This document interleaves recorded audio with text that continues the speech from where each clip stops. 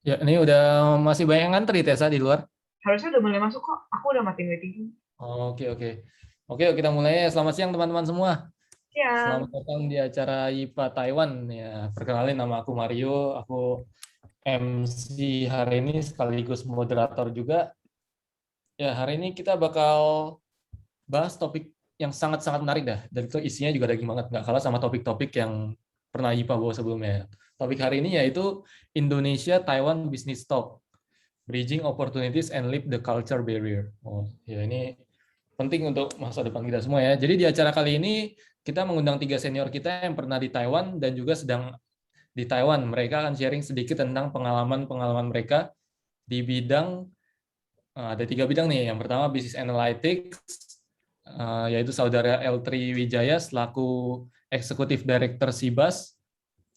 SIBAS ini Center for Indonesian Business Analytics Studies. Beliau akan share tentang potensial bisnis sektor mapping during and after pandemic. Ada di bidang kuliner, Saudara Ricky Halim, selaku founder of Utopia Kuliner Indonesia, dengan topiknya How to Find Business Opportunities and Assimilate It into Our Culture in F&B Sector. Ada di bidang kecantikan, Saudara Antonius, yang biasa kita kenal Agung Taiwan, selaku founder dari Agung and Aishira Global, dengan topik Challenge of Expanding Indonesian Market in Beauty Sector. Nah, ini topik-topik kita udah tahu. Nah, sebelum kita mendengarkan topik-topik yang mantul-mantul ini, mungkin beberapa dari kalian juga belum tahu tentang IPA Taiwan atau mungkin baru pertama kali join acara kita. Nah, karena itu kita undang Deputi Director IPA Taiwan, Saudara Jefferson Singgi, untuk menyampaikan sepatah dua patah kata sambutan. Monggo, Saudara Jefferson. Halo, thank you Mario. Perkenalkan teman-teman semuanya, saya selaku Deputy Director dari IPA Taiwan, ingin memperkenalkan sedikit apa itu IPA Taiwan. Jadi karena IPA Taiwan ini termasuk tergolong baru ya, jadi kita baru di Taiwan ini baru mulai beroperasi, baru mulai ngebentuk, baru mulai ketemu panitia, tim panitianya baru kebentuk itu di awal tahun sekitar bulan Maret. Dan kita sementara masih belum ada opening resminya, akan diresmikan di akhir tahun ini. Mudah-mudahan kalau nggak ada halangan COVID. Seharusnya udah peresmiannya di bulan 6, bulan 7 lalu, tapi karena terhalang COVID, jadi kita masih mundur lagi gitu, begitu. Jadi sebenarnya YIPA sendiri itu yang Indonesian Professional Association kan. Jadi kenapa sih kita kepikiran untuk ngebentuk YIPA ini? Jadi sebenarnya kita ada affiliate dengan YIPA UK dan ada GIPA, yaitu Global Indonesian Professional Association, yang pertama kali foundernya itu bikin organisasi profesional ini dari UK, base-nya di UK gitu. Terus itu sekitar 5 tahun lalu, drive-nya juga sama, yaitu semakin banyaknya jumlah profesional Indonesia yang ada di luar Indonesia. Nah, kita organisasi ini dibentuk bertujuan untuk pingin mendevelop more teman-teman profesional Indonesia yang berada di luar Indonesia, gimana kita bisa compete dengan orang-orang luar, orang-orang yang non-Indonesian dalam soft skill maupun hard skill kita.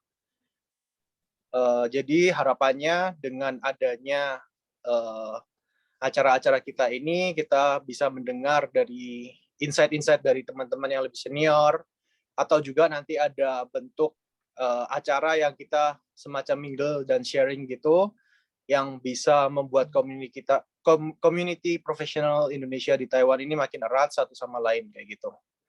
Jadi untuk hari ini talk kita bakal lebih ke bisnis. Jadi kalau misalnya teman-teman pengen bisnis apa sih yang kira-kira ada chance untuk dari Taiwan bisa dibawa ke Indonesia, atau gimana sih tips and triknya, langsung aja kita dengerin dulu yang dari tiga pembicara kita. Yang pertama itu ada analisanya dulu dari segi angka, nanti akan dibawakan oleh Pak Tri Wijaya, dan yang kedua nanti bakal ada pelaku bisnisnya langsung dari sektor industri F&B, dan yang terakhir ada pelaku bisnis di sektor bisnis beauty product, beauty and skincare product. langsung aja, nggak usah berlama-lama lagi. Kita kembali lagi ke moderatornya. Silakan Ya, Mario. terima kasih Saudara Jefferson atas sambutannya ya. Ya teman-teman pokoknya jangan khawatir, IPA itu ya eventnya juga sangat berguna untuk masa depan kita, lalu juga di sana bisa nambah koneksi. Nanti kalau misalnya emang ada kiranya kita bisa kumpul onsite juga bakal dikasih tahu sama tim-tim IPA di Taiwan ya. Ya teman-teman, ini kan kita bentuknya diskusi ya, jadi Q&A. Jadi kalau misalnya emang teman-teman emang ada pertanyaan gitu, bisa langsung dikirim di chat box saja, atau mungkin ya di Q&A atau di chat box, karena di hari sesi nanti kita bakal ada Q&A bersama pembicara-pembicara yang keren-keren ini lah. Ya jadi kita tanpa tunggu lama lagi, kita langsung ke topik pertama kita aja ya. Ini jadi penting banget karena sekarang masa pandemi, lalu temanya kebetulan emang potensial bisnis sektor mapping during and after pandemic oleh Saudara L. Triwijaya. Biasa saya sama Pak Tri nih. Pak Tri, gimana kabarnya Pak Tri? Halo bro, sehat-sehat semua. Thank you, Mario.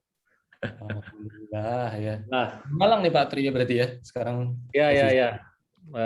Apa namanya, domisili di Malang sekarang. Iya. Nah Pak, ini sebelum kita ngobrol lebih jauh, boleh tolong, misalnya aku juga penasaran nih soalnya. Jadi boleh jelaskan nggak ini visi dan misi SIBAS itu apa sih Pak? Dan juga kenapa terpikir untuk membuat SIBAS? Oke, saya izin share screen aja ya, biar enak ya. Monggo. Oke, jadi ini sekilas overview executive report kami. Jadi motivasi dulu ini sebenarnya berdiri ketika saya di tahun ketiga udah mau selesai PhD di NCU Taiwan gitu ya. Pengalaman saya selama ini gitu ya, melihat bahwa sekarang itu kan lagi boomingnya teman-teman startup ya, 5-10 tahun terakhir ini gitu ya. Nah, mostly ketika mereka melakukan digital transformation gitu ya, itu kan pasti nggak jauh-jauh dari programming gitu ya, bahasa pemrograman sebagainya gitu. Nah, saya melihat ketika di Taiwan gitu ya, banyak teman-teman yang dia ahli di programming misalkan informatik gitu ya, tapi ketika diajak berbicara insight bisnis itu tidak semua bisa dengan mudah gitu loh menerjemahkan ke insight bisnis. Tapi di sisi lain ada teman-teman yang kuliahnya manajemen bisnis, jago ngomong bisnis gitu ya. Tapi ketika diajak berbicara tentang sedikit aspek IT teknologi gitu ya, itu pasti dia butuh teman-teman di IT gitu ya. Nah, semangat kami di sini sebenarnya mau membridging kedua sisi ini gitu ya. Bagaimana caranya supaya di komunitas ini gitu ya, itu semua lintas sektor itu bisa gabung join. Jadi nggak hanya orang bisnis aja, enggak gitu ya, tapi orang teknologi IT join gitu ya, teman-teman profesional join gitu ya, itu semangat kami gitu ya. Dan harapannya ke depan ketika itu adalah sehingga kita bisa memotivasi generasi muda di kampus di Indonesia gitu, biar lebih open minded gitu ya. Nggak kacamata kuda gitu loh. Sehingga bisa lebih open minded gitu, ketika misalkan membangun bisnis gitu kan, kira-kira yang bergerak ke digital transformation gitu ya, maka mereka bisa banyak mendapatkan insight. Nah, ini visi misi kami sebenarnya, motivasi kami di SIBAS gitu. Kami kebetulan sudah ada 50 lebih member tetap yang mana kami bagi menjadi fokus research kami atau apa namanya, diskusi kami ya. Ini gambarannya, mulai digital ekonomi ya, logistik, banking ada, renewable energy ada, ekspor impor ada, sampai dengan talent management. Dan service yang kami lakukan selama ini beberapa training gitu ya, public training, kemudian apa namanya kerjasama untuk apa namanya diskusi webinar sebagainya gitu ya. Ini gambaran teman-teman yang perwakilan yang ekspertis di bidangnya masing-masing. Banyak sekali dari kementerian ada, dari kampus ada, dari bank ada. Semua perwakilan. Jadi bidangnya beda-beda ya Pak ya? Beda-beda. Wow, keren. Jadi kami berusaha tadi ya memblend semua, jadi semua bisa join gitu ya, sehingga kita nggak lagi ada ego sektoral tuh, isu-isu itu kita pinggirin aja gitu ya, sehingga teman-teman bisa lebih open minded. Nah, ini gambarannya. Ini partner kolaborasi kami selama ini, Pelindo, Mandiri, ya, ITS dan beberapa kampus. Mungkin itu sedikit gambaran dari saya, Mas Nario, tentang SIBAS. Ya, kalau boleh tahu sudah berapa lama Pak SIBAS ini di startup? Lebih kepada lembaga think tank sebenarnya. Kalau teman-teman pernah dengar CSIS, Indef gitu kan ya, yang concern di bidang ekonomi, politik gitu ya. Ya kami di bidang apa namanya bisnis analitik gitu sih. Berdiri tahun 2019, baru 2 tahun ini gitu ya. Itu sih Mas Mario. Ya baru keren tapi baru 2 tahun tapi udah bisa partner sama Telkomsel sama ini. Cool banget ini. Iya. Alhamdulillah. Ya, lalu ini bahkan sekarang lagi pandemik nih. Kira-kira Hmm. maksudnya sektor-sektor apa ya Pak yang bisa maksudnya kayak uh, berpotensial gitu di masa pandemi maupun nanti setelah pandemi itu? Oke, baik. Menurut Saya, Ibas sendiri. saya karena kebiasaan ngajar gitu ya di kampus, saya akan kasih gambar, izin share slide ya. Boleh, boleh, Eh, boleh. Singkat aja, saya nggak akan lama-lama, saya kasih gambaran saja. Mungkin nanti akan lebih banyak kita berbicara pada saat discuss gitu ya. Hmm. Sorry. Sudah kelihatan ya? Sudah, sudah. Oke. Oke, sesuai judulnya gitu ya. Saya ingin share ke teman-teman sesuai dengan request-nya Mas Mario dan kawan-kawan gitu ya. Potensi bisnis seperti apa ya sekarang di masa pandemi ini, dan kita melihat transformasi ekonomik di selama COVID dan pasca COVID itu seperti apa gitu ya. Ini gambaran singkat profil saya selama ini. Nah, saya akan mencoba menjelaskan menggunakan 3 termin gitu ya. Pasti pertama ketika kita berbicara business transformation, kita harus pahami dulu consumer behavior-nya seperti apa. Ketika tahu consumer behavior, artinya demand-nya itu sebenarnya kebutuhannya apa sekarang. Baru kita berbicara tentang transformasi bisnisnya. Ketika kita sudah tahu transformasi bisnis, kira-kira prediktifnya ke depan, based on data ekonomik seperti apa. Ini akan saya sharekan secara cepat saja. Nah, ini saya pingin satu frekuensi dulu sama teman-teman gitu ya. Saya ingin interaktif saja ke teman-teman. Singkat saja, pertanyaan simpel. Apa yang teman-teman pikirkan ketika melihat gambar ini? Coba Mas Mario deh, ketika melihat gambar ini, apa yang ada di pikiran Mas Mario? Macet Pak, nggak bisa jalan itu Pak. Macet, good. Ada yang lain? Padat yang tuh lain? Pak, dari teman-teman pada bilang padat. Padat, oke boleh. Ada lagi yang lain? Apa yang di pikiran teman-teman? Namanya pikiran itu bebas. Kan Polusi kali sesuai Pak. dengan perspektif masing-masing. Ada yang bilang kacau Pak, kacau, panas. Kacau, oke. Yang lain? Panas, panas. Panas, good. Gitu ya. Mostly yang teman-teman rasakan, ada yang teman-teman pikirkan adalah apa yang teman-teman lihat secara simpel saja. Oke, macet, kacau, panas gitu ya. Merasakan feel kalau saya di situ seperti apa gitu ya. Betul ya? Mostly seperti itu ya. Oke. Artinya bahwa kita tidak bisa menyalahkan perspektif masing-masing individu. Dia mau ngomong macet kayak, dia Macet, ngomong ya. ini silahkan gitu ya. Tapi sebenarnya kalau kita amati dari jawaban teman-teman, kita bisa tahu mana yang sudah berpikiran 2-3 langkah ke depan. Kenapa nggak berpikiran bahwa ini adalah demand? Macet ini berarti ada demand di situ. Benar nggak? Ya, artinya jangan melihat sesuatu itu hanya masalahnya saja, tapi bagaimana caranya kita berpikir bahwa pasti ada peluang di situ. Ketika oke macet. Wah, kalau saya misalkan simple nih, wah macet nih, pasti ada yang kehausan, saya jual botol aqua. Laku dong. Ketika hujan, saya jual jas hujan, laku dong. Yes. That's it. Jadi bagaimana melihat problem, tapi lihat juga peluangnya gitu loh. Ingat bahwa ketika ada banyak sekali orang di situ, artinya itu demand. Karena setiap orang punya kebutuhan yang masing-masing gitu ya. Oke, kita sepakat dulu ya bahwa kita tidak bisa menyalahkan perspektif masing-masing, semua masing-masing punya perspektif gitu ya. Tapi ingatlah bahwa di setiap ada problem, pasti di situ ada peluang. Oke, itu pertama.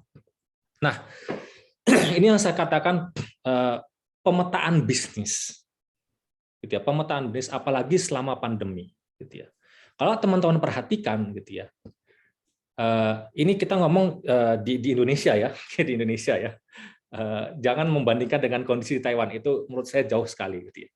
Ketika kita berbicara di Indonesia misalkan gitu ya, dalam menghadapi pandemi COVID gitu ya, dengan keruwetannya di segala lini gitu ya, maka kita harus bisa memetakan tipe konsumer itu seperti apa.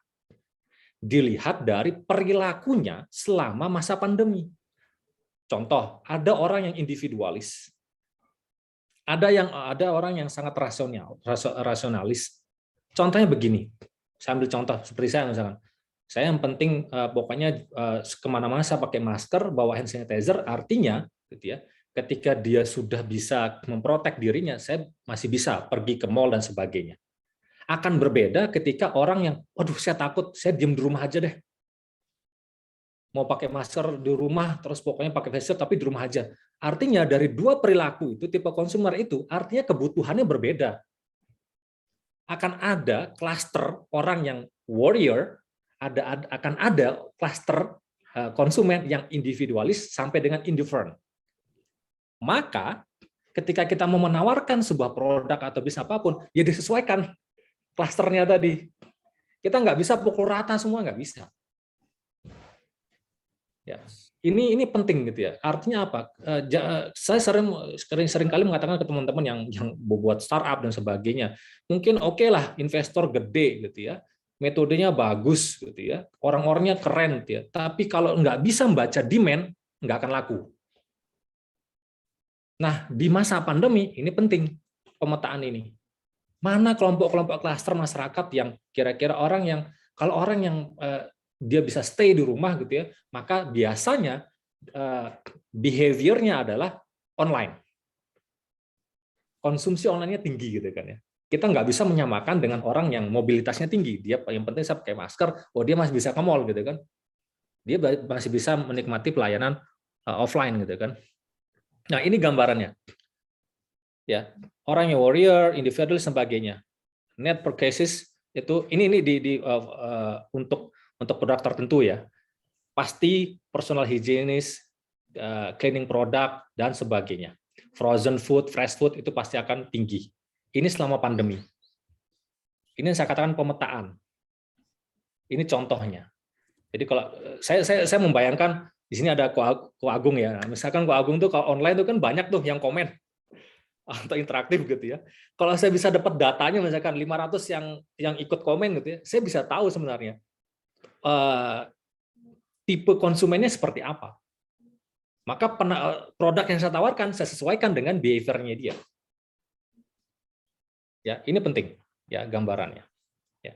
Sehingga business transformation ini gambarannya, the ever increasing focus on health, jelas, rise conscious consumption and growing love for local. Yang ingin saya tekankan di sini begini, ya. Selama masa pandemi, ya, jangan dilihat apalagi di Indonesia gitu ya. Jangan dilihat Indonesia itu hanya Jawa Bali. Ada saudara-saudara kita dari Sabang sampai Merauke. Di Sumatera akan berbeda pendekatannya dengan yang di Kalimantan dan sebagainya. Itu berdasarkan wilayah provinsi daerah. Apalagi gitu ya, jangan samakan dengan, mohon maaf gitu ya, bukan maksudnya diskriminasi, tidak gitu ya. Kemampuan teman-teman masyarakat urban dengan masyarakat pedesaan itu pasti akan berbeda pendekatannya. Orang pedesaan, maaf, petani, dia nggak ngaruh, dia biasa bolak-balik ke ladang gitu kan ya, akan beda pendekatannya dengan masyarakat urban gitu loh. Yang celakanya ini kalau dicampur adukan keduanya. Padahal sebenarnya ketika kita mau data tracing itu harus diklasterkan jelas gitu loh. Oke, ini gambaran singkat. Oke. Sehingga kita tahu selama pandemi pertumbuhan digital transformation itu luar biasa. Ya, luar biasa. Oke. Ini sedikit gambaran singkat perubahan dasar perilaku konsumen. Saya nggak akan jelaskan detail, sekedar share saja. Tapi paling tidak kita bisa tahu sebenarnya orang sekarang spend money itu sangat hati-hati. Nggak mungkin dia mau seperti sedia kala normal biasa, ini kan new normal gitu kan ya. Maka kayak tadi saya mau misalkan orang yang warrior, dia sangat takut sekali di rumah gitu. Ya saya akan spend money saya hanya untuk apa, internet, makan gitu mungkin ya. Kemudian online, belanja online dan sebagainya mungkin. Justru leisure dan kawan-kawan traveling mungkin akan sangat berkurang gitu ya. Jadi spend money-nya nggak akan sama gitu ya. Nah, ini kebiasaan tadi yang saya katakan berdasarkan pemetaan di awal, shopping more health consequently, making more sustainable choice, shopping more cost consequently, dan sebagainya. Ini menjadi penting. Ya, kita tahu sehingga ketika nanti teman-teman misalkan ya mau investasi atau apapun gitu ya, lihat dulu nih kira-kira produk yang ditawarkan beserta pendukungnya, sarana pendukungnya itu sudah mengarah ke kebiasaan konsumen yang baru ini enggak? Ini penting. Oke. Ini gambaran singkat, saya kira teman-teman sudah banyak data. Nah, yang ingin saya share juga ke teman-teman, yang menarik itu apa sih? Yang sering saya tanyakan di beberapa webinar. Poin kedua ini, kenapa kok yang banyak itu adalah sepeda sekarang? Kenapa nggak olahraga yang lain? Why? Kan consumer behavior, kan kita bisa tahu perilakunya. Kenapa kok orang lebih senang sepeda? Bukan olahraga yang lain. Lari kah mungkin gitu ya? Kenapa nggak setinggi sepeda? Ini kan bagian dari consumer behavior analytic gitu. Kenapa kok sepeda? Webcam jelas gitu ya, produk-produk IT gitu ya. Tapi olahraga ini sebuah topik riset tersendiri menurut saya gitu. Apa iya jangan-jangan ini monkey business jangan-jangan gitu kan? Hanya sesaat saja, tapi nanti berubah lagi ke depan. Ini menjadi tanda tanya. Oke. Itu tadi gambaran pentingnya kita melakukan pemetaan bisnis tadi, based on consumer behavior. Sekarang kita berbicara dan pola bisnis transformasinya seperti apa. Nah, tapi juga kita harus melihat data ekonomi saat ini seperti apa. Ini gambaran di Indonesia. Saya ngambil dari data BPS ya. Kita tahu seminggu terakhir kemarin kita mendapat berita bagus bahwa ekonomi Indonesia keluar dari resesi gitu kan ya. 7% meningkat. Kok bisa selama pandemi itu meningkat 7%? Dari situ kita lihat kira-kira loh, bisnis apa sih sebenarnya yang masih bisa bertahan dan meningkatkan perekonomian Indonesia 7% gitu kan ya. Kalau lihat dari datanya, ini saya ngambil data per tahun, bukan per quarter ya. Sebenarnya ada data per quarter, nanti kalau bertanyakan boleh saya tampilkan, tapi saya lompat saja ke data per tahun, saya tampilkan gitu ya. Kita lihat dari data menurut pengeluaran, ternyata gitu ya, pengeluaran konsumsi rumah tangga tetap peningkatan gitu ya. Gambaran simpelnya ya artinya bahwa orang-orang konsumsi rumah tangga ini kan terkait dengan kebutuhan pokok ya, makan dan sebagainya, jelas lah ya, orang pasti demand-nya pasti ada gitu ya. Tapi harus kita akui, mungkin dilihat dari di sini datanya di kuartal kedua tahun 2020 ada kontraksi jelas gitu ya, karena market shock-nya kelihatan gitu ya. Kemudian karena ada penyesuaian selama masa pandemi.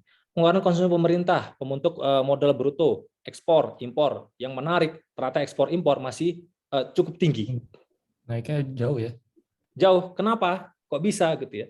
Karena kalau kita lihat sekarang di kuartal pertama 2021 sampai kuartal kedua gitu ya, di mana situasi di negara-negara tempat pengekspor komoditi Indonesia itu ekonominya sudah stabil. Contoh misalkan Eropa, Taiwan yang tidak separah di Indonesia kondisinya. Orang kan sekarang coba lihat di Eropa gitu kan ya, atau negara-negara Cina misalkan, yang ekspor batu baranya luar biasa untuk Indonesia. Itu kan ekonominya sudah mulai stabil sebenarnya. Karena apa? Kondisi pandemi sudah decline, ekonominya meningkat, maka aktivitas industri di negara-negara tersebut mulai jalan lagi, sehingga kebutuhan akan komoditas Indonesia itu meningkat juga. Ini harus kita petakan. Saya katakan tadi, teman-teman juga harus jeli. Kok bisa ekspor? Apa sih komoditasnya meningkatkan ekspor? Ini harus jelas. Ya. Nah, itu kemudian ini berdasarkan lapangan usaha. Ada industri pengolahan jelas. Ini kan kita industri pengolahan artinya di tengah-tengah ya, nggak hulu sama hilir tapi diproses gitu ya. Yang menarik di sini ternyata pertanian menurun, perdagangan tetap meningkat, konsumsi dan sebagainya. Ya, tapi mostly rata-rata kalau kita lihat data ini gitu ya, saya lompat dulu, ada informasi keuangan, transportasi meningkat tinggi, jelas karena mobilisasi tinggi. Kemudian ada industri pemerintahan, ini untuk belanja yang disupport oleh pemerintah. Jadi ada belanja pemerintah gitu ya. Di sektor government itu tetap tinggi gitu ya. Ya, pendidikan sempat terkonstruksi di awal kuartal pertama 2021 tapi meningkat lagi gitu ya. Seiring dengan pandemi sudah mulai membaik. Nah, ini gambaran data-data yang menggambarkan bisnis di sektor mana yang kira-kira itu selama pandemi ini mulai meningkat. Tapi ingat bahwa kalau teman-teman mungkin pernah membaca atau mendengar teori ekonomi bola bekel. Bola bekel. Ya. Simpelnya begini teman-teman. Kalau teman-teman lempar bola bekel semakin tinggi, artinya pantulannya kan semakin tinggi juga ya. Kalau semakin rendah, pantulannya rendah gitu ya. Nah, ketika tinggi, ingatlah ketika mungkin jatuh tes naik lagi gitu ya. Tapi nanti selanjutnya dia akan perlahan, nggak akan konsisten tingginya, pelan-pelan akan turun. Jadi kalau lihat dari sini grafiknya gitu ya, semakin tinggi pertumbuhannya hati-hati. Ya, misalkan saya ambil contoh, di sini yang cukup tinggi adalah administrasi pemerintahan, 9,49%, tinggi. Kita lihat nanti di kuartal ketiga tahun 2021, tetap naik atau jangan jatuh. Jatuhnya seberapa? Itu harus kita bisa membaca. Oke. Nah, ini beberapa real estate ya, kemudian transportasi. Tadi yang saya kasih gambaran transportasi misalkan. Teman-teman masih ingat Menteri Keuangan mengeluarkan di kuartal pertama 2021 atau akhir 2020 gitu kalau nggak salah, ada pengurangan pajak pertambahan nilai untuk barang mewah. Masih ingat ya, mobil, Iya benar. barang baru gitu ya. Itu memberikan impact luar biasa loh. Peningkatan penjualan kendaraan itu sampai 700% di kuartal itu. Artinya bahwa ketika penjualan meningkat segitu, maka industri-industri pendukung lainnya itu akan ikut. Bengkel dan sebagainya akan ikut tumbuh dong pastinya. Kan penjualan mobil meningkat gitu ya, maka bengkel dan sebagainya itu pasti akan ikut menopang gitu. Nah, itu salah satu contoh ya. Banyak sekali stimulus ekonomi yang diberikan sehingga itu memberikan dampak kepada efek domino gitu ya, kepada industri pendukung lainnya. Oke. Nah, ini yang ingin saya share banyak dibahas ya beberapa oleh teman-teman dari ekonomi gitu ya. Yang fenomena menarik adalah kalau teman-teman lihat ekonomi donat bahasanya. Donat. Oh. Apa sih ekonomi donat itu? Ini pengen saya share gitu ya. Oke lah, tadi kita berbicara tentang pemetaan bisnis gitu ya. Transformasi bisnisnya, kemudian pemetaannya seperti apa dan komoditas apa aja yang kira-kira bisa kita ekspor. Tapi ingat, dalam konsep ekonomi donat ini kalau kita berbicara donat, simpelnya gitu ya, lingkaran dalam itu kita ibaratkan adalah kebutuhan dasar sebagai manusia. Apa sih? Water, food, energi. Lingkaran luar itu adalah batasan alam untuk menyediakan kebutuhan kita yang di sini. Jangan sampai kebutuhan ini melebihi kemampuan alam. Jangan sampai dia melebihi keluar gitu ya. Nah, kira-kira kita harus tahu titik keseimbangan antara batasan ekologi dengan kebutuhan manusia itu harus jelas. Ya, ini yang perlu dipikirkan oleh teman-teman ke depan gitu ya. Makanya sekarang sudah muncul ya gimana cara kita mengkonsumsi makanan sesuai dengan kebutuhan gitu ya. Muncul green food dan sebagainya gitu kan. Orang mulai buat pertanian organik sebagainya gitu ya. Artinya apa? Bahwa bagaimana caranya supaya kebutuhan energi itu digunakan dengan bijak, water digunakan dengan bijak, gitu, sehingga tidak melebihi kapasitas alam kita. Ya, ini yang sering katakan habis COVID resesi, habis resesi apa dampaknya? Ekonomi. Ekonomi dan lingkungan pasti. Kalau teman-teman lihat waktu beberapa bulan lalu Bu Sri Mulyani sempat mention bahwa dampaknya adalah pemanasan global warming. Dampak ekonomi lingkungan itu luar biasa. Karena apa? Itu tadi. Sudah lama tertahan saya selama 2 tahun, ketika bebas, langsung ini donat yang di dalam tuh langsung keluar. Jangan sampai itu melebihi dari kapasitas alam tadi. Oke, itu mungkin gambaran singkat ya. Sehingga kita harus mencari titik keseimbangan antara dua ini. Ini yang perlu kita pikirkan ke depan. Sehingga 3 pendekatan yang saya tekankan selama masa pandemi ini dan setelahnya adalah respon, reset, and renew. Bagaimana kita merespon pasar dengan baik, KPI-nya jelas, meriset kira-kira mana transformasi bisnis yang dibutuhkan, dan memperbaharui kira-kira ke depan mana skala prioritas kebutuhan yang dibutuhkan oleh konsumen atau demand di Indonesia. Baik, saya kira itu mungkin gambaran singkatnya. Makasih. Ya, Pak Tri, kita applause dulu buat Pak Tri ini, maksudnya keren banget topik-topiknya juga ya memberikan kita bekal lah gitu, memberikan gambaran untuk ya sebelum pas pandemi sama kedepannya tuh kayak gimana gitu. Aku mulai ada gambaran nih Pak. Keren lah. Ini pasti nanti banyak yang bertanya-tanya juga lah. Tapi karena waktu yang terbatas juga, jadi kita nanti lanjut di Q&A ya Pak ya. Ya, yuk ya, lanjut. Sharing-sharingnya ya insight-insightnya ini sangat berguna Pak. Gitu. Nah ini teman-teman ya. Setelah tadi kan udah topik business analytics nih. Kita sekarang langsung ke yang implementasi lah. Jadi sekarang ada topik kuliner. Nah, kuliner ini menarik banget di saat pandemi ini. Lalu kita juga ada kedatangan pembicara yang sangat spesial, yaitu Saudara Ricky Halim dari Utopia Kuliner Indonesia. Nah, ini aku manggil Ko Ricky ya dah. Lebih akrab nih. Ko Ricky, Ya, gimana Ko Ricky? Di Semarang, Ko Ricky? ya baik semua. Baik ya. Sudah berapa Ya, lama nih di Indonesia nih? eh 5 tahun ya kurang lebih, tahun 2016. 2016 ya? Ya, Oh, 2016. iya, iya, iya. Keren, keren. Ya ini kan aku, belakangan ini aku sering baca ini sih, di berita atau di TV gitu, lihat kenapa misalnya banyak restoran tuh tutup nih pas PPKM atau pas pandemi ini. Nah, berarti pandemi COVID ini sendiri berarti menjadi tantangan buat bisnis F&B ya? Ya, pasti. Karena memang secara nggak langsung ya, COVID paling berdampak ke bisnis restoran dan bisnis perhotelan ya mungkin ya.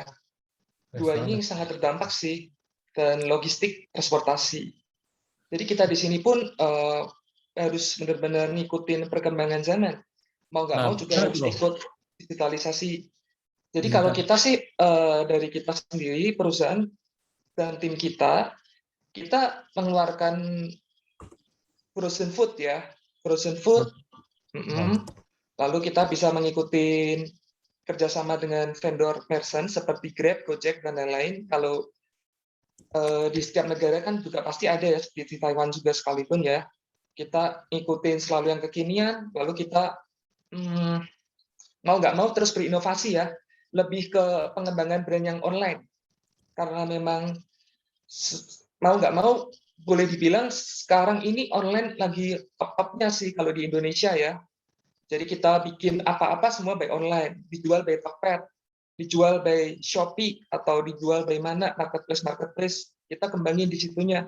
Karena secara offline sendiri udah agak menurun jauh, berhubung ada pandemi COVID ini ya. Iya, nggak bisa makan di tempat kan kemarin itu Iya, sempat. nggak bisa makan di tempat, karena memang jujur sekarang peraturannya sulit sih. Jadi kita pun terus berpikir gimana caranya agar minimal masa kritis ini lewat dulu. Jadi kita harus ngembangin brand-brand kuliner kita sekarang semuanya mengarah ke online. Jadi kita punya di sini perusahaan kita Utopia Kuliner Indonesia ada beberapa brand online, beberapa resto dan beberapa mungkin seperti tenan kecil-kecil ya, stall kecil-kecil kalau kalian tahu ya, mungkin mirip di kalau di saya sendiri stall saya dulu punya ada stall bubble tea, ada stall seperti Thai tea, ada stall apa, tapi itu kan sejenis minuman kekinian ya yang lagi boom di Indonesia. Cuman kalau minuman kekinian itu hanya sebagai tren sih. Jadi kalau trennya udah hilang, udah mulai padam tuh. Jadi kita di sini harus berpikir nih, kalau mungkin teman-teman yang mau berbisnis kuliner, kalian harus benar-benar berpikir, ini kalian sustain brand saya bisa sustain sampai berapa tahun. Kalau kalian mau sustain lama, mungkin jangan ngikutin tren, karena kalau ikut tren saja itu pasti turun. Maksimal mungkin 1, 2, 3 tahun udah pasti hilang tuh. Banyak sih contohnya kalau di Indonesia tuh yang lagi booming, contohnya apa ya? Mungkin kayak kalian kalau mungkin beberapa di sini tahu King Mango tuh yang sempat antri banyak banget tuh. Tapi sekarang lihat tuh hilang sama sekali kan. Thai tea ada apa ya? Mungkin brand-brand terkenal saya sebutin ya, mungkin ya ada Dum Dum, ada apa? Itu semua bertahannya hanya cepat karena mereka memang strategik untuk bisnis yang sustain rendah dan sustain tinggi sendiri pun itu mempunyai strategik yang berbeda. Sedangkan di perusahaan kita pun saya merintis pertama dari sustain yang sustainnya rendah dulu. Saya pertama di sini sebelumnya saya mungkin boleh cerita sekilas ya background pertama saya. Itu loh. Ya, saya tahun 2016 saya lulus dari Wenhua Tasu ya. Lalu saya di situ saya pernah belajar, mungkin teman-teman yang di sini yang di Taiwan juga mungkin barangkali bisa dapat inspirasi ya. Di situ saya ada takung part-time di toko bubble tea. Di sana saya belajar gimana caranya membuat minuman, lalu saya kembangkan sendiri. Jujur di tahun 2016 bubble tea minuman itu belum sebum sampai sekarang seperti di Indonesia. Karena di Indonesia, di Taiwan sendiri pun itu sistemnya agak berbeda. Jadi market plan bisnis kita pun harus lebih jauh ya. Karena kalau di Taiwan sendiri daya konsumsinya jujur tinggi sekali, sedangkan di Indonesia itu rendah.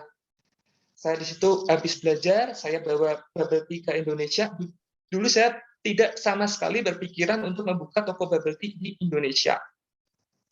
Karena saya pikir, apa bisa bersaing dengan saya ini, kan saya siapa ini, saya pemula, waktu itu nggak tahu apa-apa tentang bisnis kuliner, bener-bener nol, nggak ada yang ngajarin saya juga karena background orang tua juga bukan dari kuliner ya. Saya belajar sendiri, struggle sendiri. Dulu saya ada rencana, sama sekali tidak ada rencana untuk buka usaha sendiri. Saya rencananya adalah kerja di luar negeri ya, di mana, di Jepang atau di Korea atau di mana. Cuman saya iseng-iseng, tahu-tahu lumayan jalan tuh trennya, jalan. Saya kembangin, banyak minat yang franchise. Sekali lagi ya, bisnis yang stall kecil-kecil seperti bubble tea, lalu mungkin di sini ada mungkin ayam selin ya, kalau kalian tahu ya, yang di Indonesia punya ya. Banyak itu. Kalau di Taiwan yang paling terkenal mungkin Tachipai itu ya. Itu sama yang bisnis stall kecil-kecil, marketnya beda. Itu gimana caranya kalian bisa berekspansi. Itu saya ekspansi, akhirnya di franchise di mana-mana, sampai di sekitar 15 cabang waktu itu sih di berbagai Indonesia, ada sampai di luar Jawa juga, di Lampung, Makassar. Cukup lumayan lah. Saya bahkan bisa bersaing dengan brand-brand bubble tea yang lain. Jujur, setelah tahun 2018-2019 itu banyak sekali minuman yang masuk.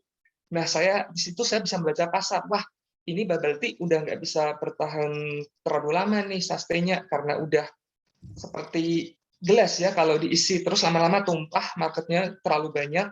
Lalu saya berpikir cari usaha lain, akhirnya saya ke usaha restoran, karena usaha restoran itu sustain-nya lebih lama.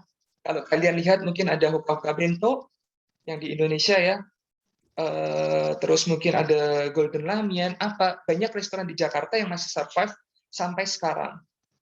Kita berinovasi dari mulai bisnis yang mempunyai sustain-nya rendah ke bisnis yang mempunyai sustain-nya panjang seperti restoran, dan kita mengikuti perkembangan zaman karena mungkin lagi ada COVID seperti yang ditanyakan tadi ya. Kita berinovasi ke kuliner online. Sekarang saya menerima online karena online itu apa sih? Konsumennya tidak terbatas. Satu Indonesia kita bisa jangkau melalui Tokped. Customer-nya banyak sekali. Budget offline saya yang secara kalau mungkin budget restoran atau budget apa, kan kita harus sewa ruko atau sewa toko ya. Budget itu saya alihkan semua untuk marketing. Karena mau nggak mau, kalau mau lebih dikenal ya kita harus cari brand ambassador. Mungkin kalian di sini yang dari Taiwan juga mungkin bisa jualan untuk Indonesia juga. Kalian berpikir mau jualan apa sih di toko Indo, atau mungkin kalian bisa berpikir jualan apa yang bisa laku untuk TKW di Indonesia. Itu sangat memungkinkan karena banyak sekali ya zaman sekarang ini yang kalian bisa jual apapun yang kalian bisa, produk yang kalian bawa. Kalau saya mungkin karena dari Taiwan pulang Indonesia, saya bawa produk Taiwan ya. Tapi kalau kalian mungkin yang masih stay di Taiwan, kalian bisa bawa produk Indonesia ke sana. Kembangin kulinernya, bikin mungkin frozen food, tawarin marketingnya ke konsumen-konsumen Indonesia, jangkau mereka lebih banyak lagi lah. Caranya gimana? Marketing, masuk komunitas, Sekarang kita terus ngembangin ke bisnis online kita yang secara digitalisasi ya. Dan tentunya kita akan lebih banyak kembangin di 3 itu. Jadi kalau di saya sendiri udah dibagi 3 seksi. Seksi 1 mungkin yang sustain-nya rendah itu seperti yang saya bilang. Ada bubble tea, ada mungkin biskuit, ada mungkin yang snack-snack ya. Banyak sih yang stall-stall gitu. Lalu restoran, dan terakhir kita bisnis online. Nah, dari kuliner itu sendiri, kalian harus terus berinovasi sih. Karena kalau memang kalian zaman sekarang tidak up to date, pasti ketinggalan jauh. Apalagi zaman sekarang sangat banyak ya pesaing kompetitor.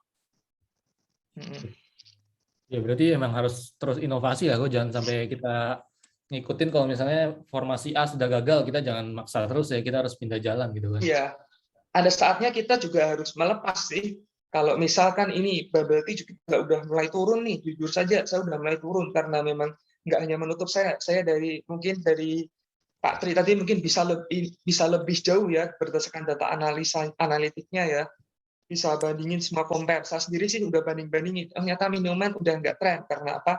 Di sini trennya beda sama di Taiwan. Taiwan mungkin selamanya pasti bisa berjaya, tapi kalau di Indonesia itu perang harganya itu sangat dahsyat kompetitor. Harga kalian kapitalnya tidak kuat karena di sini sistemnya mungkin sedikit kapitalisme juga ya. perang harga kalian nggak bisa bakar modal kalian, pasti kalian yang habis dulu. Karena apa? Di sini persaingannya beda sama Taiwan, tidak kurang sedikit sehat sih. Karena memang di sini harga sendiri bisa ancur-ancuran, perang harga, yang termurah, yang satu bisa, yang penting mungkin mereka menang brand dulu, dan ada satu brand gede yang mulai mereka gimana caranya agar semua pesaing mereka mati dulu. Caranya mereka nggak untung nggak apa-apa, yang penting lainnya mati. Itu juga ada beberapa di sini. Jadi kita pun jujur kalau memang brand kita udah sulit karena terlalu banyak red ocean ya, mungkin kalau kalian tahu ya udah terlalu penuh, ya kita harus berinovasi. Mungkin dari brand minuman kita tambahin snack, kita tambahin apa sebagai pelengkap, ngikutin apa yang tren. Dan kalau memang nggak bisa, ya terpaksa kita ganti haluan ya. Makanya kalau kalian yang ingin berbisnis yang sustainnya rendah, kalian harus berpikir untuk gimana caranya. Kalian tahu mungkin ya di sini beberapa, kalian kalau perhatiin polanya itu pasti sama sih. Mereka pasti cari franchise banyak-banyaknya. Lalu kalau udah cari franchise, udah cukup untuk ngumpulin modal, mereka mungkin modalnya itu untuk sesuatu yang lain. Nah, tinggal gimana kalau brand yang sustainnya tepat ini, gimana cara kalian mengenalkan brand kita ke market. Gitu. Nah, ini aku ada topik lagi, ini sangat menarik nih, kayaknya teman-teman juga pengen nanya juga nih tentang hal ini nih. Kan jadi Taiwan ini kan sebenarnya emang tempat buat kuliner tuh bagus ya, banyak banyak night market. Nah, ini bagaimana tips kayak Ko Riki lu pernah mengembangkan produk atau ide dari Taiwan ke Indonesia gitu, yang perlu dikonsiderasikan apa aja ya kira-kira? Yang pertama sih kalian mikir dulu yang di Indonesia yang kira-kira bisa disukai oleh orang Indonesia itu apa yang barang dari Taiwan. Nggak bisa semuanya dibawa sih. Contohnya kayak Hao Tachi Pai itu di Taiwan mungkin booming sekali ya, tapi di Indonesia sama sekali kurang. Ada lagi kalau kalian tahu sih Yuanwei Panpu ya kalau nggak salah. Seperti original cake gitu dari Taiwan. Kita dulu juga sempat mau franchise tuh seperti Castella Cake. Ternyata cuman boomingnya di Taiwan masih booming sampai sekarang. Tapi mungkin udah agak turun juga ya. Tapi di Indonesia sendiri udah hampir itu fail. Padahal kalian kalau mau bawa brand Taiwan ke Indonesia itu investasinya bukan main, puluhan miliar. Bisa juga bisa minimal di atas 5 miliar lah. Dan itu bayangkan kalau kalian gagal. Banyak sekali brand Taiwan yang masuk ke Indonesia. Contoh aja CRT. Di Indonesia cukup sukses ya, di Taiwan cukup sukses ya CRT ya. Sedangkan di Indonesia itu sebaliknya. Mereka betul-betul untuk survive aja itu sulit gitu loh. Padahal itu yang mendukung aja grup besar, punyanya Kino Group kalau kalian tahu. Sedangkan kalau dan masih banyak lagi sih yang dari band Taiwan yang masuk sini karena memang orang Indonesia tuh suka sekali mengikuti hype-nya orang luar daerah, mengikuti hype-nya orang Jakarta. Orang Jakarta mengikuti hype-nya orang Singapura. Bukan orang Jakarta ngikutin Taiwan, bukan ya. Apapun yang bisa booming di Singapura pasti booming di Indo. Di Jakarta terutama. Apapun yang booming di Taiwan belum tentu booming di sini. Karena hype-nya kita ini mengarahnya ke Singapura dulu tuh.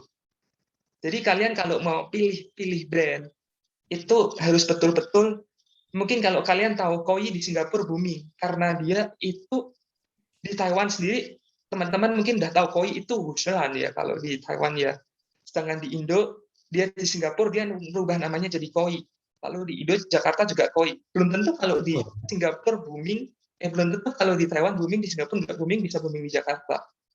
Nah, tapi kan dia bisa booming juga tuh akhirnya di Jakarta tuh. Karena mungkin memang dari Singapura udah terkenal sekali dan banyak sekali brand-brand dari Taiwan yang masuk ke sini sih. Tapi hanya sedikit yang bisa boom. Karena memang kita sebagai, mungkin kalian kalau mau bawa pertimbangannya apa kalau ditanya ya, kalian pertimbangan pertama rasa dulu, masuk nggak ke lidah orang Indonesia. Lalu trennya, tren Indonesia sama tren Taiwan ini beda, kalian harus bisa baca. Bubble tea selamanya di sana bisa laku semua, di sini nggak bisa. Mungkin dari sekian ratus brand yang sukses mungkin hanya didominasi hanya 1-2 brand aja. Yang lainnya sepi sampai sepi sekali, betulan sepinya. Lalu yang ketiga yang mungkin bisa kalian pertimbangkan itu mungkin dari segi kalau kalian mau bawa entah franchise entah apa ya. Untuk kalau saya sendiri dulu bubble tea impor ya dari Taiwan pertama kali ya. Materialnya semua saya impor agar kesannya wow gitu. Zaman sekarang sih udah banyak pabrik-pabrik di sini ya. Mungkin bahan bakunya itu gimana? Jangan sampai kalian bawa bahan bakunya kalian bingung juga tuh rasanya dan lain-lain tuh kuliner. Ya kurang lebih seperti itu hal kalian pertimbangkan.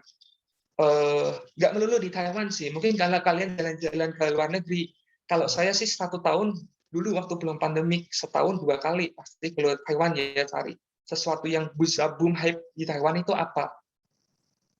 Cari yang bisa boom, yang kira-kira produknya bisa diterima dengan baik di masyarakat, yang kurang lebih prosesnya cepat ya. Oh ya sekali lagi kita di sini sih sekarang saya lebih mengarahnya juga ke fast food. Jadi lupa bilang food. tadi. Ya seperti fast food resto. Kalau kalian tahu karena fast food itu kan efisiensi dan efektif dalam bidang human ya resource-nya seperti KFC, McD, Yoshinoya.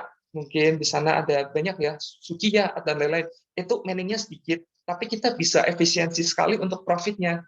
Jadi kita juga sedang mengarah ke fast food ya. Makanya kita lagi ngembangin beberapa konsep restoran kuliner, gimana caranya yang benar-benar bisa seefektif mungkin. Bisa juga, ini sedang kita bawa juga, mungkin di Taiwan itu yang terkenal Feng Li Shui, ya.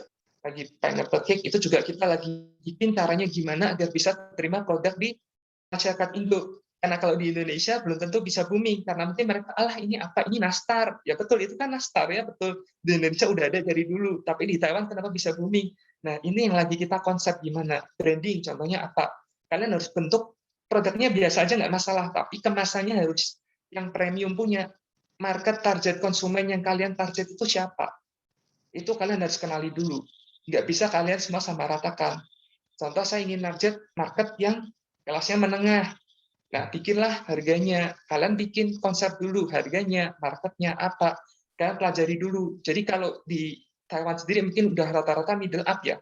Kalau di Indonesia sendiri kan mungkin masih rata-rata middle low. Jadi kalian bisa cari tuh produk apa yang bisa booming. Contoh kalau kalian mau bikin oleh-oleh atau produk kekinian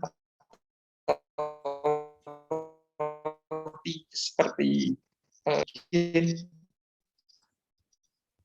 atau apalah yang menarik di Taiwan, kalian bisa benar-benar target dulu market kalian mau yang seperti apa, harganya berapa.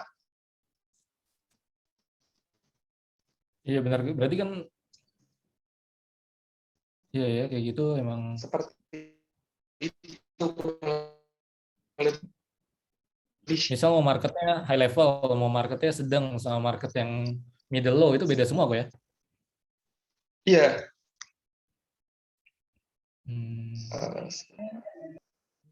Iya iya betul. Ya karena setiap market mempunyai kesulitannya masing-masing ya. Iya betul. Setiap market mempunyai kesulitan masing-masing. Jadi kita di sini harus tahu dulu tuh. Iya jadi emang Kita di awalnya ya. sebentar, internet saya agak sedikit.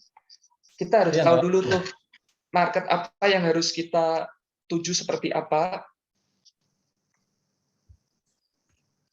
Ya marketnya seperti apa, lalu produknya seperti apa gitu kan?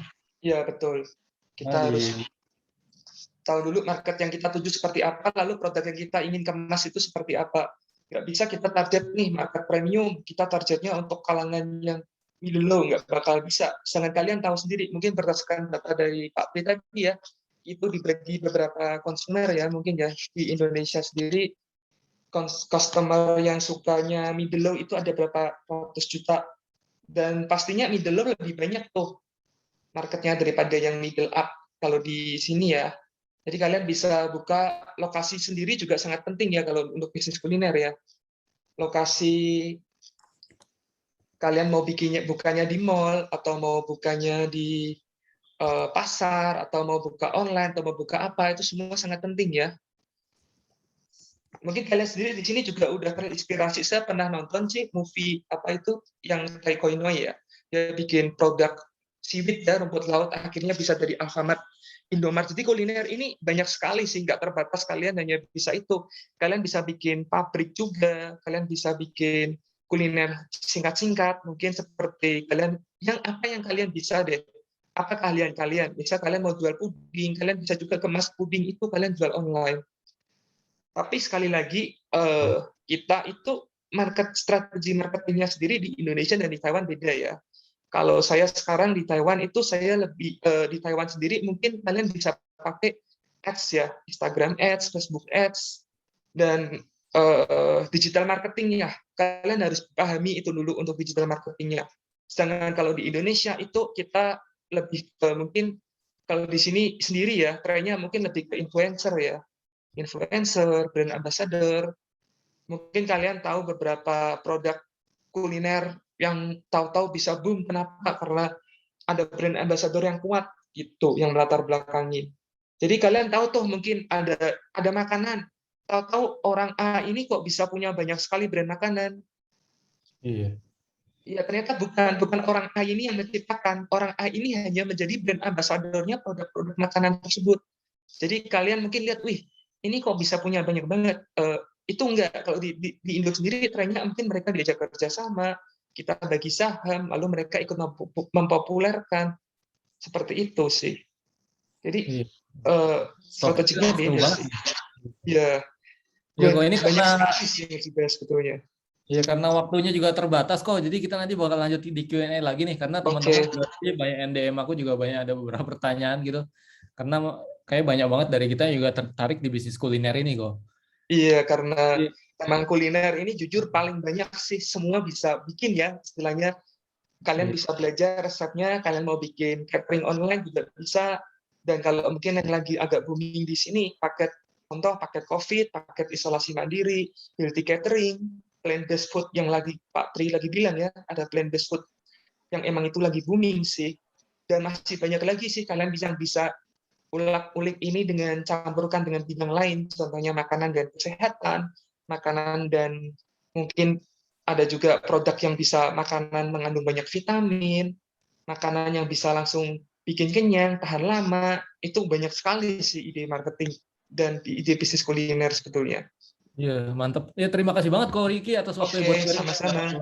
Waktunya juga di Ya, kesibukan itu senang banget bisa menambah ilmu kita di dunia kuliner nih. Nah, teman-teman, ya jadi kalau misalnya emang ada pertanyaan bisa langsung mungkin DM ke aku atau mungkin langsung chat di chat box saja nanti karena kita ada sesi Q&A nih. Nah, pembicara berikutnya juga keren banget nih. Jadi semua orang Indonesia di Taiwan pasti udah tahu nih. Yaitu Ko Antonius nih. Ko Antonius atau biasa kita sapa dengan Ko Agung. Nah, beliau sudah berpengalaman banget di dunia bisnis, terutama bisnis di Taiwan ya, Taiwan dan Indonesia. Sering banget kita juga lihat Facebooknya dan sosial media lainnya, atau mungkin sering jadi MC juga kok Agung aku ya. Kalau setiap ada acara pasti sering lihat juga kok Agung nih. Siap, siap. Ini kali ini akan tentang bisnis kecantikan kok ya. Iya. Gimana kok kabarnya kok? Baik, sehat. Alhamdulillah. Ini ada banyak beberapa teman kawan lama nih yang udah lama nggak ketemu nih. Mas Iman, Frankie. Wow. Oh, ini udah banyak di sini nih. Oke. Mas Iman mungkin nggak, ini ada kelihatan, ada orangnya nggak kedengeran nggak nih? Ada Mas. Ada. Oh, ada ya? Ada. Oke, Videonya lagi jelek. mantap. Oke. Bagusnya gini nih, bisa bertemu lebih gampang ya. Iya. Nah, Ko Agung, ini Ko Agung kenapa bisa kepikiran membawa brand kecantikan Taiwan ke Indonesia kok seperti Dr. Shea dan juga brand-brand lainnya kok? Sebenarnya juga nggak sengaja ya, nggak sengaja karena memang kan dulu gue dari awalnya itu penyiar radio, terus kemudian 90% followernya juga memang wanita, terus juga nggak sengaja punya istri juga wanita, terus juga nggak sengaja juga punya anak juga wanita dua-duanya, jadi ya mau nggak mau kayak semuanya dikelilingi wanita, jadi hidup gue tuh bahagia banget. Nggak mungkin nggak ada yang lebih bahagia dari gue kali ya.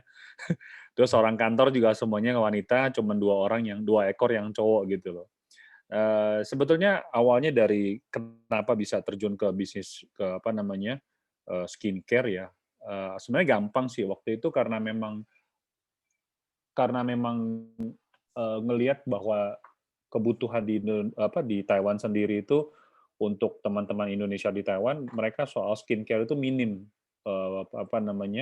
pengetahuannya. Oh, taunya ikut-ikutan aja gitu loh. Oh, ini katanya serum ini bagus nih, begitu pakai cerah, wah putih, kinclong. Berapa lama udah berhenti mukanya gosong. Itu karena dia pakai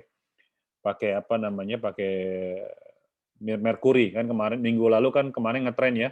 Dr. Richard Lee itu kan rame kan. Nah, itu sebetulnya adalah kondisi masyarakat Indonesia kalau kita flashback lagi 10 tahun yang lalu ya memang begitu.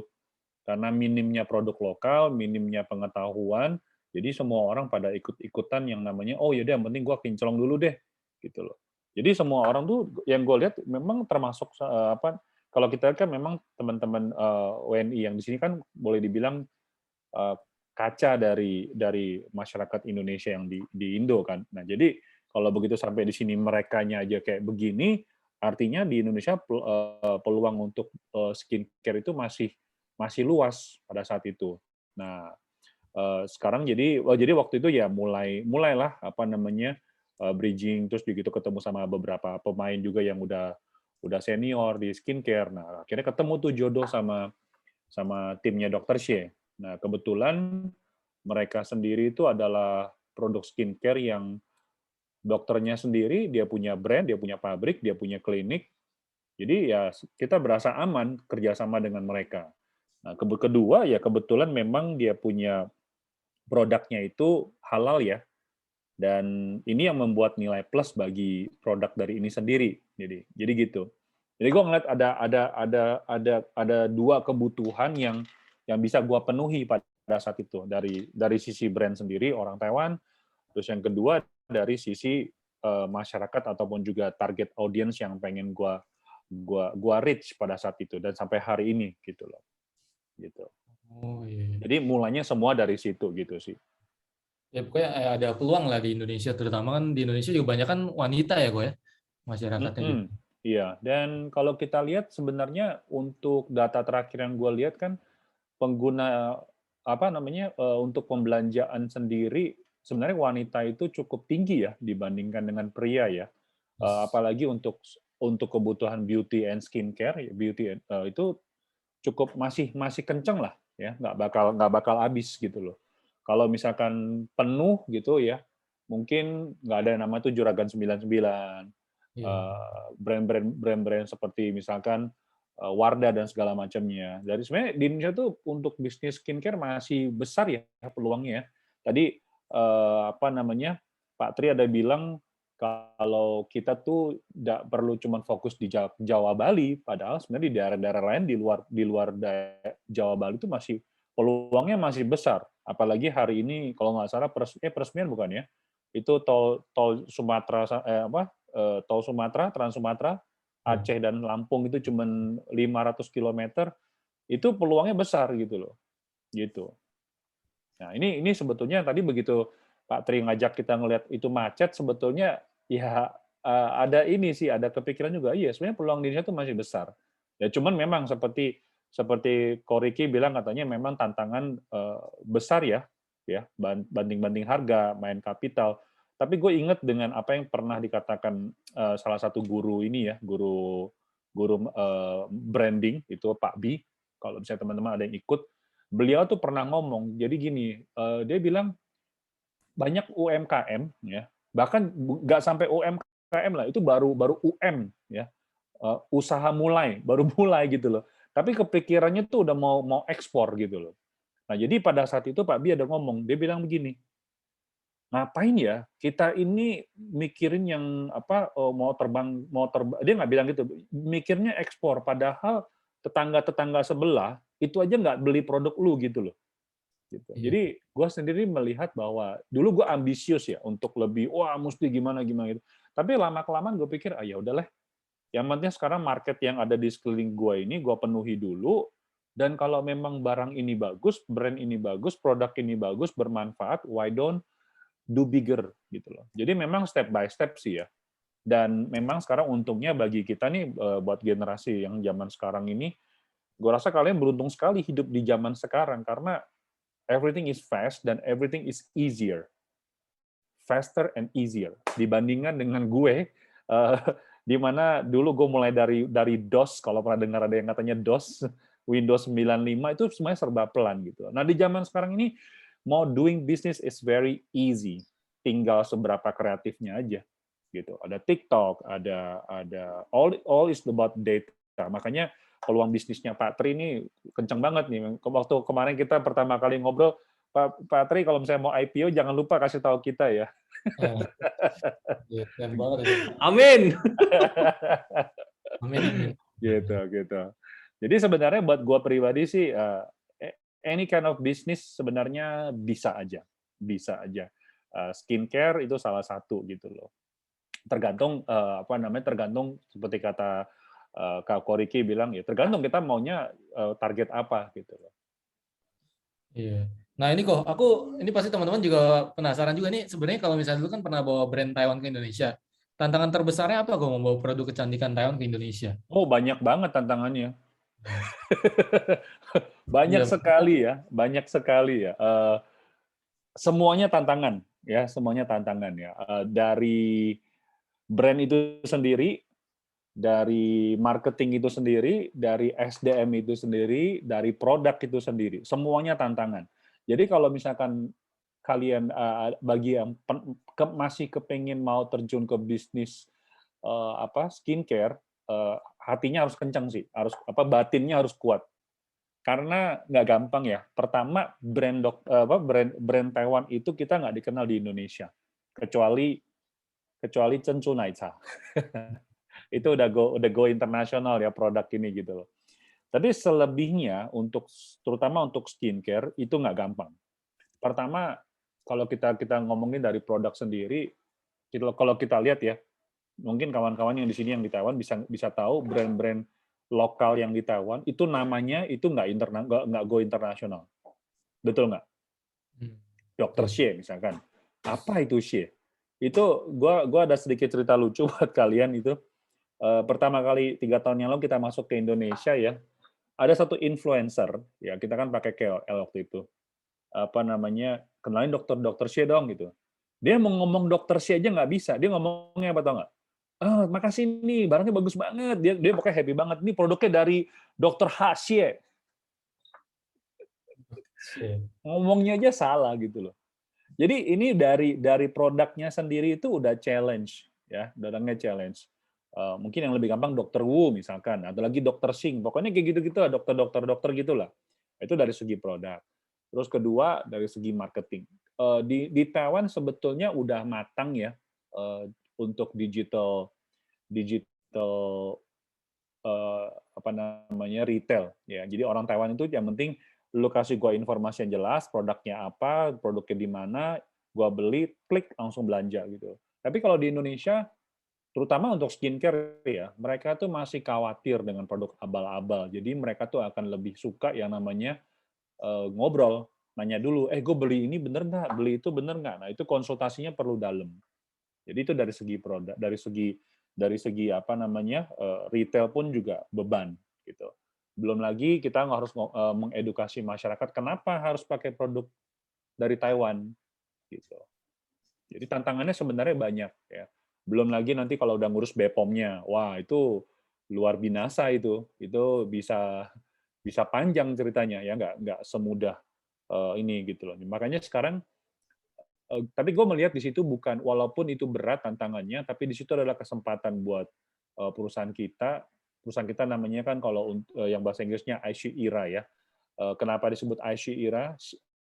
She Era. Jadi sebenarnya she ya. Jadi adalah era yang zaman wanita itu gue ambil dari tahun 2017 itu ada satu namanya Global Women and Entrepreneurship dari Jack Ma. Waktu itu dia bilang bahwa 10 tahun ke depan ya yang akan mendominasi market dan juga mendominasi pergerakan ekonomi di perusahaannya sendiri pun itu adalah wanita gitu loh.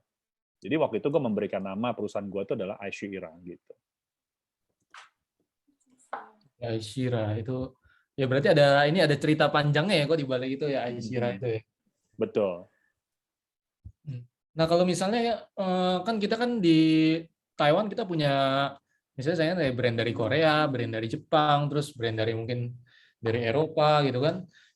Keunggulan dari brand Taiwan sendiri itu kira-kira apa ya yang bisa membuat jadi special point-nya brand Taiwan ini di Indonesia nantinya? Oh, kalau gue lihat sih ini ya mutu ya. Ya, orang Taiwan itu kalau doing produk ya, bikin produk itu mereka serius ya. Jadi kalau kita ngomongin dari mutu sih, untuk skincare yang gue lihat saat ini kita unggul dibandingkan Korea. Ya, unggul dibandingkan Korea.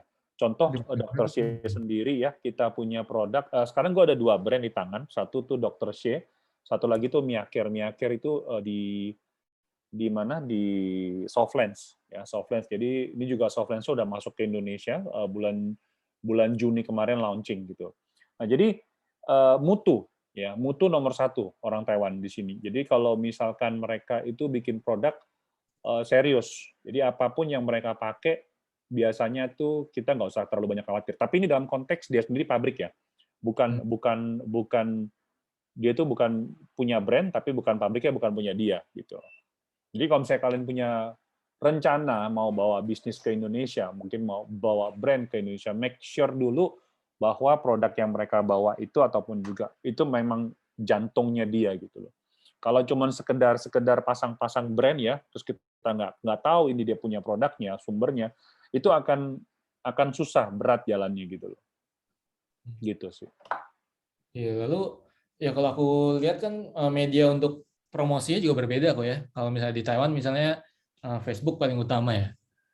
Oh iya, Nah, betul. di Indonesia tuh ini mewakili pertanyaan tadi ada yang DM beberapa gitu, siapa nggak marketingnya gimana gitu di Indonesia gitu. Lalu bagaimana cara bisa approach itu ke orang-orang Indonesia melalui media apa, lalu tips-tipsnya kayak gimana Bu? Kalau kita sih ini ya, omni channel ya, semuanya dipakai ya. As long as bisa reach our customers, itu kita akan pakai. Cuman gue sedikit cerita, kalau I make a mistake ya, ini pelajaran juga sih buat gue, dan uang sekolahnya mahal. Jadi ini harus terima kasih sama Yipa nih teman-teman yang hadir. Jangan lupa kalau misalnya Yipa buka launching, jangan lupa nyumbang ya. Kalau gue cerita ini uang sekolah yang gue bayar ini mahal ya. Maksudnya gini, waktu brandnya Miaker ini masuk ke Indonesia ya, kita make a big mistake, dan sekarang kita masih berusaha untuk memperbaikinya, yaitu adalah kita salah market, salah audience. Pertama, Miaker ini Softlands ini harganya tuh untuk sepasang Softlands di Indonesia itu harganya Rp70.000. Di sini ada yang pakai Softlands nggak? Yang pakai Softlands kasih angka 1 dong. Yang kasih Softlands kasih angka 1. Iya. Yang pakai Softlands kasih angka 1. Nggak, dikasih tombol. 1, 2. Banyak ya, terutama wanita 4. ya. Iya. Kita yang hadir berapa hari ini? Hadir ada 35 hari 35. ini. Oke, 5 orang nih ya. Ya, 35 tapi banyak yang bareng-bareng itu sama teman-temannya dari aku. Oh, barengan gitu ya. Oh, ya. Jadi mewakili di belakangnya ada 1.000 orang. Satu Zoom untuk banyak ini. Ada Oh, gitu. 50-an kayaknya. Oke. Jadi Softlands kita kalau di Indonesia itu sepasang 70.000. Yang berasa ini mahal, tolong kasih angka 3 dong. Sepasang ya, harian ya, daily ya. Mahal nggak 70.000? Mahal nggak? Kalau mahal kasih angka 3, kalau murah kasih angka 5. Oke. Oke, 4. Oke. Oh, wow. Oke. Jadi dari 5 orang yang pakai Softlands, ada 5 orang bilang mahal. So, kita pakai strateginya adalah sama, as usual, KOL, ads, dan segala macam kita pakai. Masuk dulu market itu. Kita dapat dalam waktu 1 minggu, kita dapat 1.000 daftar nama. Nama real ya. Nama, nomor telepon, alamat, dia tinggal di mana, cowok, cewek, minusnya apa, kacamata apa, dia tuh suka pakai berwarna atau pakai yang transparan. Cepat, naiknya cepat, kita punya follower. But after that, kita menemukan ternyata itu bukan target audience kita. Di Indonesia tuh ada namanya tuh apa namanya? Pemburu giveaway ya? Iya, giveaway. Pemburu giveaway. Ternyata orang-orang yang kita tawarin ini mereka, walaupun ya dari 100 orang yang kita kasih giveaway, 99 orang mengatakan Softlands-nya Miaker bagus banget. Sampai detik ini nggak ada yang ngeluh bilang jelek loh barangnya, nggak ada loh. 99 orang, 1 orang tuh nggak bisa dihubungi soalnya, kita nggak tahu. Jadi 100% lah ya, barangnya bagus. Nggak ada bilang nggak bagus. Ternyata begitu kita mulai offer ke the market soal harga dan segala macamnya, kita punya transaksinya tuh conversion rate-nya sangat rendah. Ternyata apa yang dikatakan Pak Tri benar. Sebelum kita mencari produk ataupun juga menjalankan bisnis, cari dulu siapa nih sosok wajib customer kita ini. Channel ya. Ini, ya. Kalau udah ketemu, baru kita tawarkan produk yang cocok yang bisa dipenuhi sama mereka. Jangan ini produknya harganya harga sultan, nyarinya anak SMA-an, kan nggak nyambung gitu loh. Harganya nggak masuk, walaupun mereka mau beli tapi nggak nyampe sehari. Ada satu customer kita ya, dia itu saking iritnya, itu Softland seharian kan cuma 1 hari dipakai ya. Dia pakai 6 hari, guys. Nah itu, jadi ini pelajaran yang gue dapet, mahal bener pelajaran ini. Kadang, tadi kan gue bilang ya, zaman sekarang kan sebenarnya faster dan easier. But on the other side, kadang kita nggak bisa faster, kadang memang harus sabar ya. Harus sabar, kadang kita kerja sama brand itu mesti kasih tahu sama mereka bahwa, come on, don't do this, gitu. Don't make a mistake. Ya, mending pelan tapi pasti, gitu loh. Jadi kadang-kadang harus bangga menjadi orang Indonesia. Santai aja dulu, jangan buru-buru. Kalau buru-buru, uang sekolahnya mahal. Gitu loh. Itu sih. Ada yang bilang katanya daily Softlands BH-nya pakai 3 kali. Ini. Bahaya loh. Bahaya loh.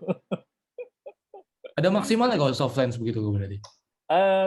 Gini ya, sebenarnya Softlands sih kalau asalkan dia itu nggak robek sih bisa dipakai ya. Cuman kalau dari segi brand tidak akan ngomong itu karena dia memang kalau untuk daily ya daily, 1 hari gitu loh.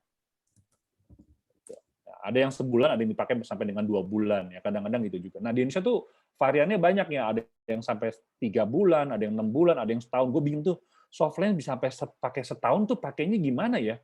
Kan Softlands kan ketipis kan guys, gitu loh. Jadi mutunya produk ini tuh nggak perlu khawatir. Bahkan EQ-View itu dia salah satu varian produknya itu minta tolong si Miyake untuk production gitu loh. Saking bagusnya nih pabrik. Cuman begitu masuk ke Indonesia, ya karena keberhasilan mereka jualan di China ya, dia berharap Indonesia sebagai negara populasi dunia kebesar keempat juga bisa niru apa yang terjadi di China. But it takes time, gue bilang sama dia, it takes time. Kita masih trying hard. Jadi jujur, untuk Miyake dan Dr. Shake kita masih struggling. Jadi ini gue nggak bilang bahwa, oh gue udah sukses, enggak. We're still struggling. Apalagi di masa pandemi ini, tadi Pak Tri ada bilang kebutuhannya kan menurun kan. Gitu. Tapi good news-nya untuk skin masih 2%. Data yang gue lihat sih masih 2%.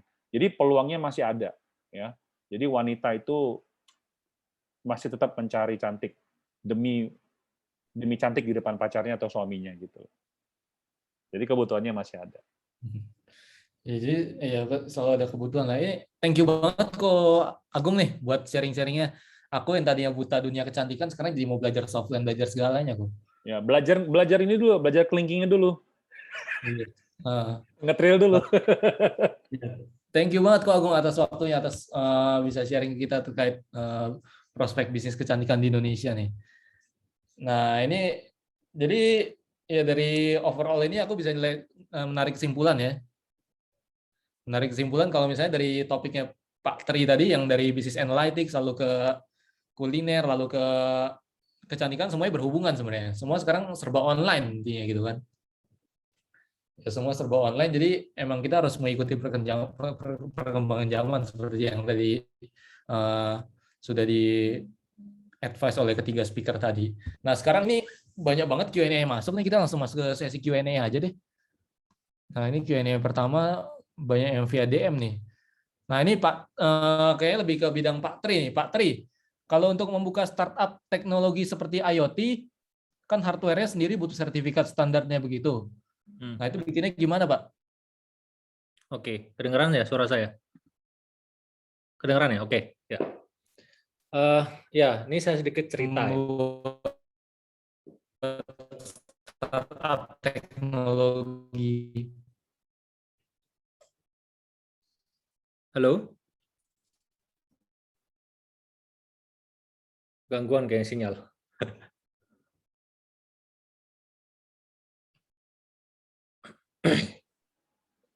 Kita kedengeran kok suaranya Pak Tri. Oke, kayaknya si Mario lagi trouble. Kayaknya ke Mario deh. Oke. Saya jawab langsung aja ya. Oke. Kedengeran Jadi Pak? terkait dengan IoT. Jadi saya sedikit cerita. Ya, lo tes. Saya base pengalaman saya. Kebetulan saya sudah membuat paten untuk 4 produk IoT. 4 produk IoT yang saya sudah coba daftarkan patennya.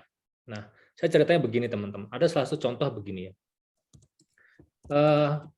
Kalau teman-teman membuat startup yang mana startup itu kan kayak tadi Ko Anton bilang baru mulai ya. Startup itu kan tidak melulu teknologi kan. Startup itu bisa macam-macam. Tapi kalau startup itu arahnya ke digitalized system, digital business gitu ya. Pastikan bahwa stakeholder yang terlibat dalam aplikasinya nanti kalau bisa tidak bersinggungan dengan bisnis atau unit atau kepentingan bisnis pemerintah. Kenapa saya katakan itu? Saya kasih contoh. Kita nggak usah jauh-jauh ngambil contoh tahun 2015. Masih ingat kasus Gojek ya, yang digeruduk sama taksi konvensional? Ya, waktu itu di demo macam-macam di Jakarta, luar biasa gerakannya gitu ya. Apa yang ingin saya sampaikan di sini adalah begini gitu ya. Kalau saya sering mengatakan ke teman-teman yang mau buat startup gitu ketika misalnya konsultasi gitu, saya katakan gini, karena begini, kalau nanti teman-teman membuat startup dengan segala macam infrastruktur pendukungnya gitu ya, kalau dia bersinggungan dengan pemerintah, gitu ya, pasti akan terkendala sama regulasi. Kalau ada perubahan regulasi, itu akan mempengaruhi cash flow dari bisnis. Contoh, saya ngomong tadi Gojek. Ternyata semua drivernya harus buat koperasi, dibayangkan. Terus udah gitu, tarifnya ada batas atas, batas bawah. Come on. Gojek itu platform, gitu ya. Dia bermain di platform, gitu loh. Tapi kena aturan itu, gitu ya. Akhirnya buyar gitu ya. Mungkin selesai aturan di Kementerian Perhubungan, tapi terbentur lagi sama undang-undang kepolisian gitu ya. Nah, ini gambar betapa ruwetnya kalau kita bersinggungan dengan unit bisnis yang ada dampaknya kepada demand yang dikelola oleh pemerintah. Ya. Nah, jadi kalau saya ngomong tadi IoT buat hardware sebagainya, usahakan pertama gitu ya, teman-teman benar-benar bisa survive sendiri. Nggak ada urusannya sama regulasi. Ya, tadi Gojek sudah, ruang guru sudah, gitu ya, terkena regulasi. Jadi benar-benar kelola demand sendiri, swasta sendiri gitu. Itu pertama. Yang kedua adalah kalau misalkan teman-teman membuat, karena begini, sekarang saya sepakat kata Ko Anton tadi gitu ya, era itu begitu cepat. Teman-teman punya ide bisnis hari ini, detik ini, bisa jadi di ujung sana juga punya ide yang sama. Atau 100 orang lain punya ide yang sama.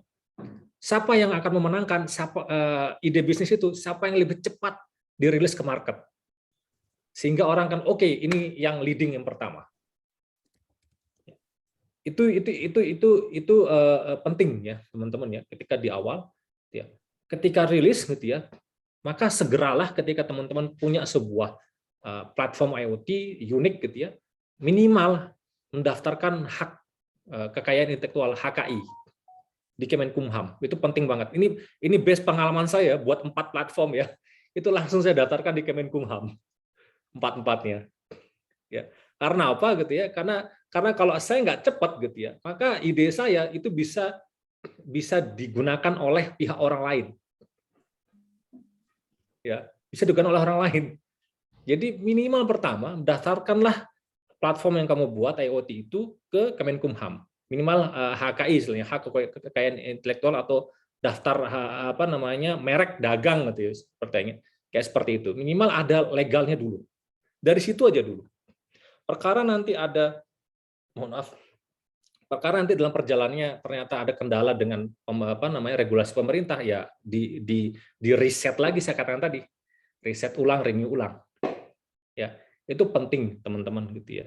Jadi syarat minimum pertama saran saya gitu ya, di Kemenkumham itu buka websitenya Direktorat Jenderal Kekayaan Intelektual DJKI namanya. Saya daftarkan 4 itu. Ini saya buka kartu sedikit ya, saya cerita salah satu aplikasi saya Tol Laut. Ya.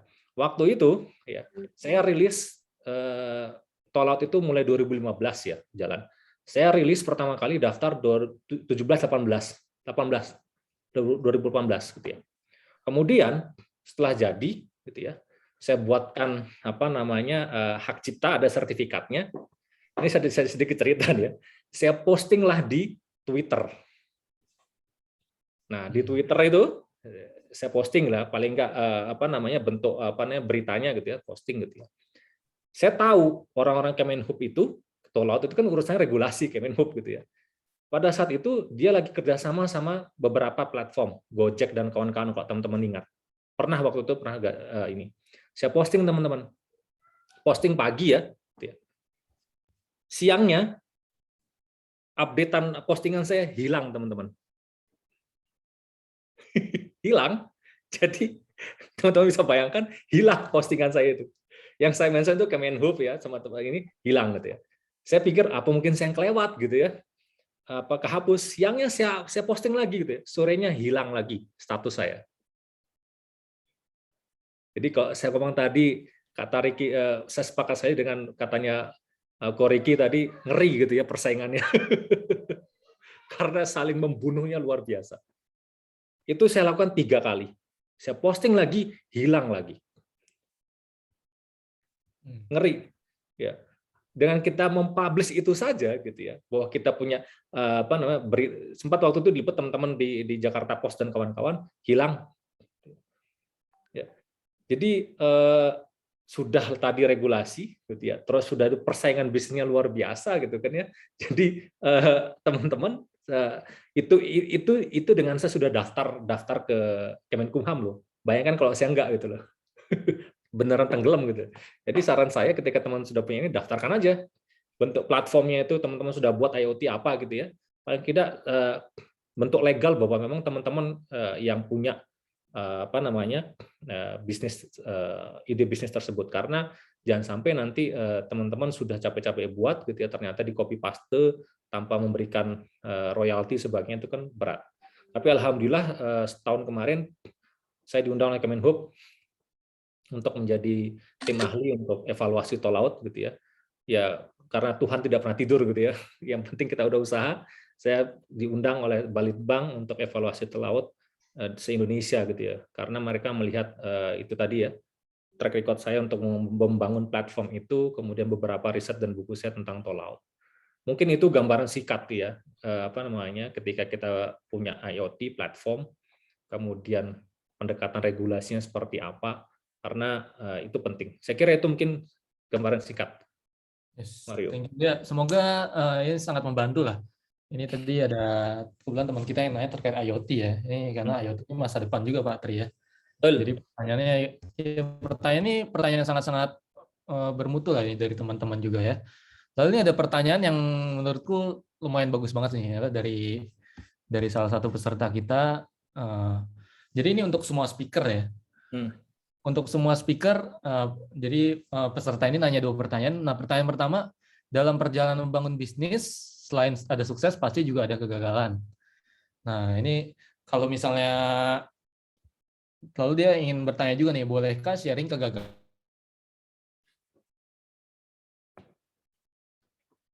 Gangguan lagi. Membangun. Gangguannya tiap kali dia ngomong, sebentar ya. Dan ini bagaimana cara untuk bangkit dari kegagalan tersebut nih? Unstable ya? Kedengeran? Ya, dapat. Kedengeran ya? Sorry. Ya, dapat ya. Nah, ini pertanyaan dari salah satu peserta kita ya. Pertanyaan dari salah satu peserta kita untuk semua speaker nih. Dalam perjalanan membangun bisnis, selain ada kesuksesan, pasti juga ada kegagalan. Nah, bolehkah speaker-speaker ini sharing kegagalan yang kalian alami selama membangun bisnis, dan juga bagaimana cara kalian untuk bangkit dari kegagalan tersebut? Mungkin bisa dimulai dari Ko Ricky dulu lah. Pertanyaan yang sangat ini ya, sangat bagus karena ya kita perlu banget belajar dari para senior. Oke, jadi kalau saya banyak banget sih sebetulnya. Uang sekolah saya mahal sekali nih. Udah banyak banget saya gagal berkali-kali ya. Pernah yang ditipu tim saya sendiri itu sampai 300-400 juta ada juga, pajaknya digelapin juga ada, macam-macam nih ceritanya nih. Mungkin yang paling related ya, mungkin ya kalau dalam membangun bisnis ya, beberapa kesalahan yang saya lakukan, kegagalan yang saya pernah buka outlet juga, resto juga di Bandung. Cuman ini kesalahan utama kita, quality control kita kurang ketat sih. Jadi kita, karena memang saya base-nya bolak-baliknya lebih sering di Jakarta sama Semarang ya. Jadi saya sendiri ambisi saya terlalu besar, menggebu-gebu, sistemnya belum cukup kuat, QC-nya quality control dari kita sendiri, sistemnya kita masih belum kuat tuh. Jadi kita habis tuh dimakan pelan-pelan tuh dari internal kita, sistem logistik kita, sistem keuangan kita, ada banyak sih sebetulnya, manajemen kita.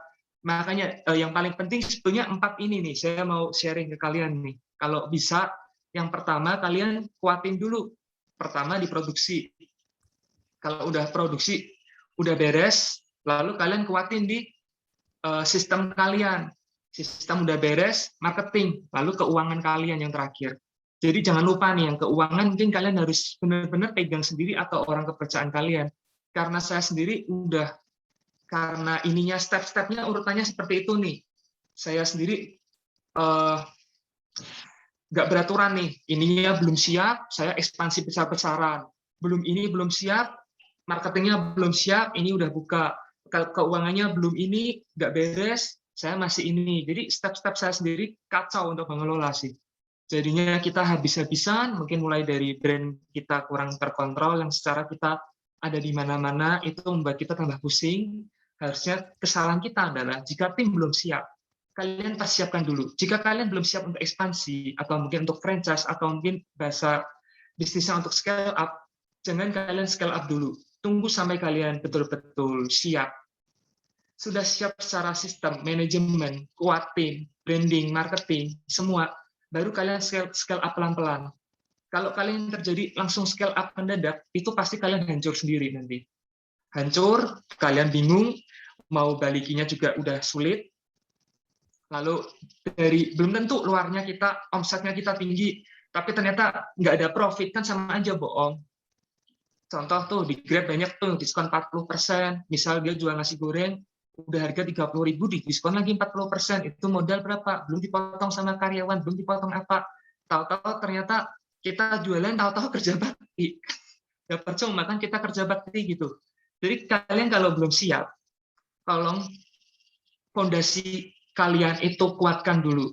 Jika fondasi kalian sudah kuat, makanya nih dari perusahaan kita sekarang, saya belum berminat untuk ekspansi beberapa perusahaan saya yang restoran-restoran, beberapa brand saya, karena saya merasa ini masih harus butuh persiapan sistem lagi. Jangan terlalu berambisi dan terburu-buru. Dulu saya orangnya mungkin ya, dulu masih muda ya, 5-6 tahun lalu, lihat, wah ini sukses, sama gebu-gebu tuh. Wah, saya juga harus seperti ini. Malah saya ngikutin mereka, yang ada adalah saya hancurnya berantakan total. Dari A sampai Z, saya hampir rugi sampai puluhan juta, ratusan juta. Tim saya juga belum kuat secara manajemen, saya utus ke sana, ke sini. Saya berangan-angan ingin menjadi perusahaan yang besar. Memang di perusahaan kita sendiri sudah membawai lebih dari 150-200 karyawan. Sedangkan di kantor office kita sendiri sudah membawai sekitar 20 orang. Tapi saya mulai rubah tuh pola. Yang penting efisiensi, efektivitas. Karena kebanyakan orang tidak ada fungsinya juga tidak berguna. Jadinya kita tidak ada efisiensi, pengeluarannya besar sekali, pemasukannya besar, pengeluarannya besar, buat apa gitu loh. Nggak ada profit sama sekali di kita. Jadi kalian yang di sini berbisnis juga kalian harus betul-betul ulik tuh. Laporan keuangan kalian sehat tidak gitu. Yang pertama, jangan sampai laporan keuangan kalian taunya yang penting laku banyak, sehari laku 1.000, sehari laku 2.000, tapi keuangan kalian ternyata minus tuh. Mau buat ini nggak bisa. Lalu pisahkan keuangan pribadi kalian dan perusahaan. Itu yang paling penting. Jangan sampai tercampur aduk. Lalu kalian budgeting. Kalau misal kalian mau bikin nih, saya mau perkembangan bisnis saya kasih budgetnya 10% setiap bulan dari penghasilan. Saya mau bikin bisnis baru 10% lagi, 10% untuk R&D, research development, 20% lagi untuk marketing, 30% lagi dana cadangan, dan lain-lain. Jadi kalian jangan campur aduk jadi satu, karena itu nanti ujung-ujungnya kacau. Kalian ingin perluasan terus, pakai dana pribadi kalian, tahu-taunya liability kalian, utang kalian juga banyak. Jadi kalian betul-betul harus belajar neraca keuangan yang sehat itu seperti apa, itu dulu sih. Jangan sampai kalian udah bikin, tahu-taunya minus banyak banget. Di sini saya juga banyak sekali belajar dari, saya belajar sendiri otodidak ya, karena saya sendiri bukan dari akuntansi bisnisnya, saya juga bukan dari hukum, saya sendiri semua belajar, atau karena saya di sini pernah kena musibah di bidang hukum juga pernah, di bidang keuangan juga pernah, di bidang macam-macam sih. Jadi saya, sekolah saya mahal sekali, saya kenanya dari mereka semua, tapi saya semakin ke depan, saya udah semakin siap. Mungkin dulu yang saya masih 5 tahun yang lalu, saya masih berambisi buka di sana-sini, udah belum siap, belum apa, jadinya kacau semua. Mungkin kalian tahu kenapa tuh Mbak MIGM kok hanya ada di Jakarta dan di Bandung, karena mereka merasa belum siap. Kalau mereka udah siap, pasti mereka ekspansi besar-besaran. Tapi kenapa mereka hanya ada di Jakarta? Kenapa mereka hanya ada mau di Bandung? Mungkin kalian mengira, beberapa brand besar ini kok cuma ada di Jakarta, kenapa? Karena mereka udah punya strategi sendiri. Di kita, bisnis restoran pun, untuk menjaga quality control itu sangat sulit, karena first impression itu yang paling penting. Jika customer datang ke resto kita, dan mencoba makanan kita udah tidak enak, pasti mereka mau nggak sih kita balik lagi? Nggak bakal. Pasti mereka akan mengecap restoran kita nggak enak, itu untuk selamanya. Jadi kalian harus benar-benar, di resto kita sendiri di Indonesia banyak sekali ya, belum siap secara manajemen, belum siap secara masakan, belum siap secara apa, mereka asal-asalan buka, tahu-tahu customer yang datang tidak dilimit, mereka tidak ada istilahnya testing untuk, istilahnya close beta dulu ya, close untuk orang-orang tertentu dulu, nggak ada testing, yang ada makanannya keluarnya 2 jam, lalu manajemennya kacau, manajernya tidak mau minta maaf, servisnya kacau balau semua. Kalian sebagai customer pasti apa mau sih balik lagi? Nggak mungkin kan? Pasti kalian mengecap, ini resto sama aja gitu, pasti gini. Nah itu juga kesalahan kita belum siap secara itu, kita udah guiding SOP ya kalau di kita ya. Ada kita punya SOP, punya QC, punya orang, punya auditor, di situ kita belum siap semua, kita ekspansi. Itu yang harus benar-benar kalian perhatikan sih. Itu kalau dari saya. Wah, luar biasa nih sharing-sharingnya nih. Nah, sekarang ini kan dari Ko Riki udah, kita pengen denger juga dari Ko Agung kok. Kegagalan nih, tiap hari gagal sih. Makanan tiap hari. Ya, makanan tiap hari. Soalnya bisnis digital itu tadi Ko Riki udah ngomong ya. Kak Patri juga udah ngomong, semuanya harus dicoba sih. Ya, dicoba, dan untungnya adalah sekarang kalau bisnis itu untuk digital bisnis itu langsung kelihatan dalam waktu 24 jam. 48 jam udah kelihatan. Yang paling sering kan bikin konten lah, segala macam marketing itu semuanya bisa kelihatan. Oh, hasilnya 48 jam ternyata nggak ada yang like, nggak ada yang komen, udah berarti konten kita salah. Jadi everyday is, buat gua tuh selalu selalu gagal tiap hari itu tiap hari itu jadi makanan hari-harian. Dan gimana cara bangkitnya? Ya ingat aja dulu tuh kenapa memilih jalur ini gitu loh. Gue nggak tahu sih kalian milih untuk menjadi entrepreneur tuh tujuannya apa. Tapi ada satu kalimat yang menurut gue tadi pagi gue ada baca tulisannya dari Gary V. Dia bilang soalnya kalau misalnya lo mau jadi CEO, you have to work for your lu harus bekerja buat karyawan lu gitu loh. Jadi bukan karyawan lu yang bekerja sama lu, tapi lu bekerja buat karyawan lu. Makanya itu nggak ada yang namanya itu istirahat. Ya you take it, you have to take it gitu loh, nggak ada alasannya. Gitu. Itu aja sih. Tiap hari gagal kok. Spesifiknya nggak ada ya, banyak, terlalu banyak gitu. Yang penting kita bangkit tiap hari kok berarti ya. Kalau gagal tiap hari berarti bangkitnya harus tiap hari. Iya, jadi ada orang kan bilang kalau usaha bisnis itu, entrepreneur itu mentalnya ya, lu jatuh sekali, lu mesti bangun 1000 kali. Jatuh 1000 kali, lu mesti bangun 1001 kali. Satu kalinya itu yang terakhir itu yang paling susah, guys. Tiap hari itu. Mungkin Ko Riki lebih pengalamannya lebih ini ya. Bisa bayangin nggak kalau misalnya kita mungkin dulu waktu masih kerja sama orang, dimarahin sama bos, akhir bulan gue masih terima gaji, ya kan? Ya, awal bulan masih terima gaji. Kalau udah usaha, lu salah, lu tanggal 5, tanggal 10 mau bayar gaji karyawan nggak punya duit. Itu rasanya itu udah kayak mau pusing. Itu challenge-in. Waktu gue mulai usaha dulu ada satu senior yang ngomong sama gue juga. Dia bilang, lu nanti akan melewati satu masa di mana kalau di Taiwan sih ya, jam 3 itu lu mesti ke bank untuk bayar cek yang lu keluarin ke pabrik ataupun juga ke lu punya seller. Gue waktu itu respon gue, nggak mungkin lah. Dan ternyata setelah memasuki tahun ketiga, gue ketemu pengalaman kayak gitu. Itu udah mau spot jantung, guys. Jadi mentalnya entrepreneur itu harus ditempa ya. Tiap hari, bukan seminggu sekali. Jadi kalau misalnya punya imajinasi entrepreneur itu seperti Juragan 99 kemana-mana foto-foto, terus hidupnya kayak Gary V ngomong what the gitu dapat duit banyak gitu, itu bohongan semua. Itu bohongan semua, nggak ada yang bener, nggak ada yang jujur. Yang jujur itu mereka nggak berani ngomong karena sakit beneran. Kalau masih ingat lagunya tuh sakitnya di sini. Itu nggak ada yang tahu gitu sih. Ya, luar biasa. Ya, thank you banget nih ya. Kita mau dengar dari Pak Tri deh. Pak Tri nih terakhir, karena pertanyaan buat semua speaker sih. Makasih. Pertama saya cerita tentang bisnis ya. Saya ada pengalaman dulu. Sebelum berangkat sekolah, saya berangkat ke Taiwan tuh 2016 ya. Tahun 2014 saya bangun bisnis. Dulu teman-teman masih tahu merek Fish and Chip ya. Itu kan terkenal banget ya, banyak ya di kota-kota besar, Jakarta ada, di mall-mall Surabaya ada. Nah, di Malang tuh belum ada Fish and Chip. Ya.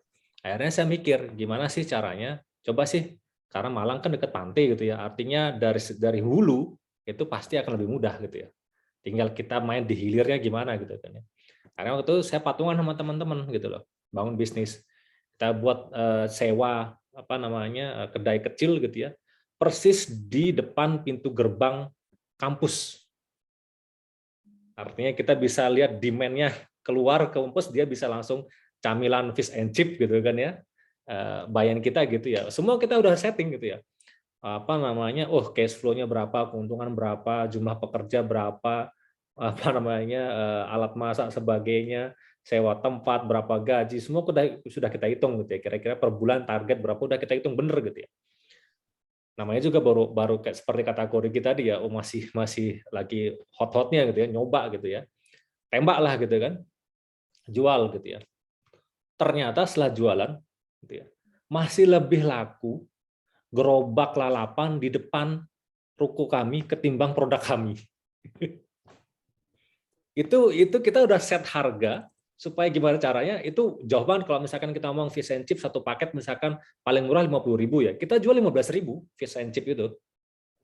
Ya. Masih lebih laku lalapan. Gitu ya. Kita amati itu, terus kita amati selama 6 bulan gitu ya. 6 bulan ternyata konsumen kami mostly rata-rata anak-anak Jakarta. Mahasiswa anak-anak Jakarta yang sudah paham dan familiar dengan produk fish and chip. Di situ kami berpikir, oke, ini salah kami, gitu ya. Seperti yang saya bilang di awal tadi, gitu ya. Saya punya semua, gitu ya. Resource ada, investasinya, metode sudah bagus kita ini kan, tapi ternyata kami salah menentukan cluster marketnya. Target marketnya ini belum jelas. Itu kami alami. Kami sampai miris kadang beneran ya. Kami kadang nongkrong gitu sore-sore berharap anak-anak mahasiswa keluar kampus tuh beli produk kami gitu ya. Itu malah mampirnya gerobak di depan kami jualan lalapan, itu gila. Lebih laris gitu enggak daripada produk kami gitu. Akhirnya kita mikir, wih, iya ya, ini ternyata emang demand kita ini belum siap dikasih produk fish and chip. Mereka masih selera lokal. Ayam lalapan, lele gitu ya. Kayak seperti itu yang malah sebenarnya demand-nya masih sangat kompetitif gitu ya. Walaupun tadi seperti kategori itu red ocean, tapi dia masih ada peluang gitu ya. Kami mencoba blue ocean gitu. Ternyata demand-nya belum siap. Akhirnya kami cuma bertahan 2 tahun waktu itu. Yang penting balik modal. Akhirnya kami cuma balik modal, ya keuntungan margin dikit lah gitu ya. Akhirnya kami ya sudahlah gitu ya. Terus saya berangkat sekolah. Nah, mulailah ketika mulai selesai sekolah ini, Nah ini bermain di lembaga think tank ya. Walaupun memang semangat kami tidak non-profit gitu ya, tapi ada pelajaran berharga yang saya dapat gitu ya. Saya ingat betul momen ketika saya dengan Ko Anton diundang di Starboard ya Ko ya, tahun 2018 ya. Saya nggak akan pernah lupa momennya Ko Anton waktu itu. Kalau bangun startup, founder sama co-foundernya nggak usah banyak-banyak. 1-2 orang aja. Tapi mainkan connect the dot itu harus bermain. Saya benar-benar ingat kok, thank you kok waktu itu. Itu saya mainkan di Cibas. Foundernya 1, 2, 3 orang cukup gitu ya. Tapi saya coba mainkan jaringan. Ya, ini yang saya coba manfaatkan teman-teman, saya kumpulkan gitu ya. Semangatnya adalah paling enggak saya bisa bangun link, ketika ada pekerjaan konsultan saya bisa bagi-bagi. Alhamdulillah ya, saya hitung-hitung gitu ya. Selama 2 tahun, setiap 2 bulan teman-teman pasti ada undangan untuk menjadi pembicara maupun konsultan. Artinya connect the dot ini nyambung gitu ya. Saya membayangkan begini, analogi sederhananya begini. Kalau saya punya pancing, alatnya jelas, saya punya umpan gitu ya. Saya harus pastikan dulu target kolamnya siapa. Ikannya itu siapa di dalamnya. Let's say misalkan Mario nih gitu ya. Saya sudah punya modal, punya pancing, punya umpan. Paling tidak di kolam target ini misalkan orang-orang IPA dulu yang saya jadikan target. Ikan-ikannya kita coba gitu, test market. Kemakan nggak umpan saya? Kalau di kolam ini sudah kemakan, artinya kekuatan word mode itu untuk bercerita ke teman dan sebagainya itu akan jalan. Oh, Mario cerita, oh ya saya dapat ini di teman-teman IPA nih. Coba deh nanti saya hubungi teman-teman IPA. Itu cerita dan sebagainya. Itu akan membentuk sebuah jaringan yang luar biasa. Pastikan dulu di kolam itu orangnya jelas. Saya punya produk Mario, coba dong produk saya. Koriki coba produk saya, coba tester. Oh bagus, enak. Kalau di kolammu ini saja nggak laku, seperti kata Konton tadi, ngapain saya ngomong ekspor impor? Di lingkaran dalam saya, di inner circle saya aja nggak nyaman kerja dengan saya kan gitu kan? Berarti yang kecil juga belum masuk, Pak ya? Ya, itu dong. Itu yang saya coba gitu dengan teman-teman ini. Coba sih kita nggak usah orientasi duit dulu lah. Kita sama-sama cari orang yang benar-benar loyal dengan kita, kerja bareng gitu ya, yang kita bisa saling support minimal dengan jaringan tadi. Ya, jangan susah dengan investasi duit gitu ya. Tapi gimana cara kita mendatangkan dengan kekuatan jaringan tadi orang membayar kita dengan kemampuan kita. Itu yang coba kami gabungkan dengan orang-orang profesional tadi. Mungkin itu sedikit gambaran. Thank you, Mario. Thank you, Pak Tri atas advice-nya. Ya ini karena pertanyaannya banyak banget ya. Ini aku pertanyaan terakhir lah. Ini pertanyaan terakhir lebih tuju ke Ko Agung nih. Ko Agung, ini ada yang tertanya tentang produk kecantikan nggak apa-apa ya? Jadi ada yang bertanya secara umum jenis kulit orang Indo dan Taiwan berbeda karena terpengaruh faktor makanan, cuaca, dan faktor lainnya. Bagaimana menyesuaikan produk-produk kecantikan Taiwan dan penetrasi pasar Indonesia? Bagaimana marketing dan edukasinya? Mengedukasi masyarakat itu paling susah. Jangan coba-coba. Itu investasinya mahal dan perlu waktu. Menurut gua sih ya, untuk produk Taiwan masuk ke Indonesia, it's easier daripada produk Eropa masuk ke Indonesia. Karena kulit orang Taiwan sebetulnya sama orang Indonesia nggak beda jauh. Masalah yang dihadapi hampir-hampir mirip ya, hampir-hampir mirip. Jadi produknya sendiri pun untuk masuk ke kulit orang Indonesia sampai saat ini alhamdulillah nggak ada masalah ya.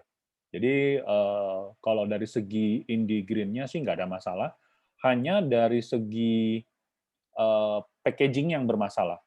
Kita tahu kalau di Indonesia itu lebih suka yang namanya packaging-nya dalam bentuk ukuran kecil. Misalkan serum ya paling 5 mili, 10 mili itu udah mentok. Tapi kalau misalnya kita begitu keluarin yang ukurannya itu 25 mili, 30 mili, itu susah jualnya. Pertama karena orang Indonesia tuh suka yang namanya itu nyoba-nyoba. Makanya kenapa Koriki waktu 5-6 tahun yang lalu begitu masukin bisnis F&B-nya yang bubble tea itu di daerah Semarang bisa booming karena something new. Ini keunikannya masyarakat Indonesia.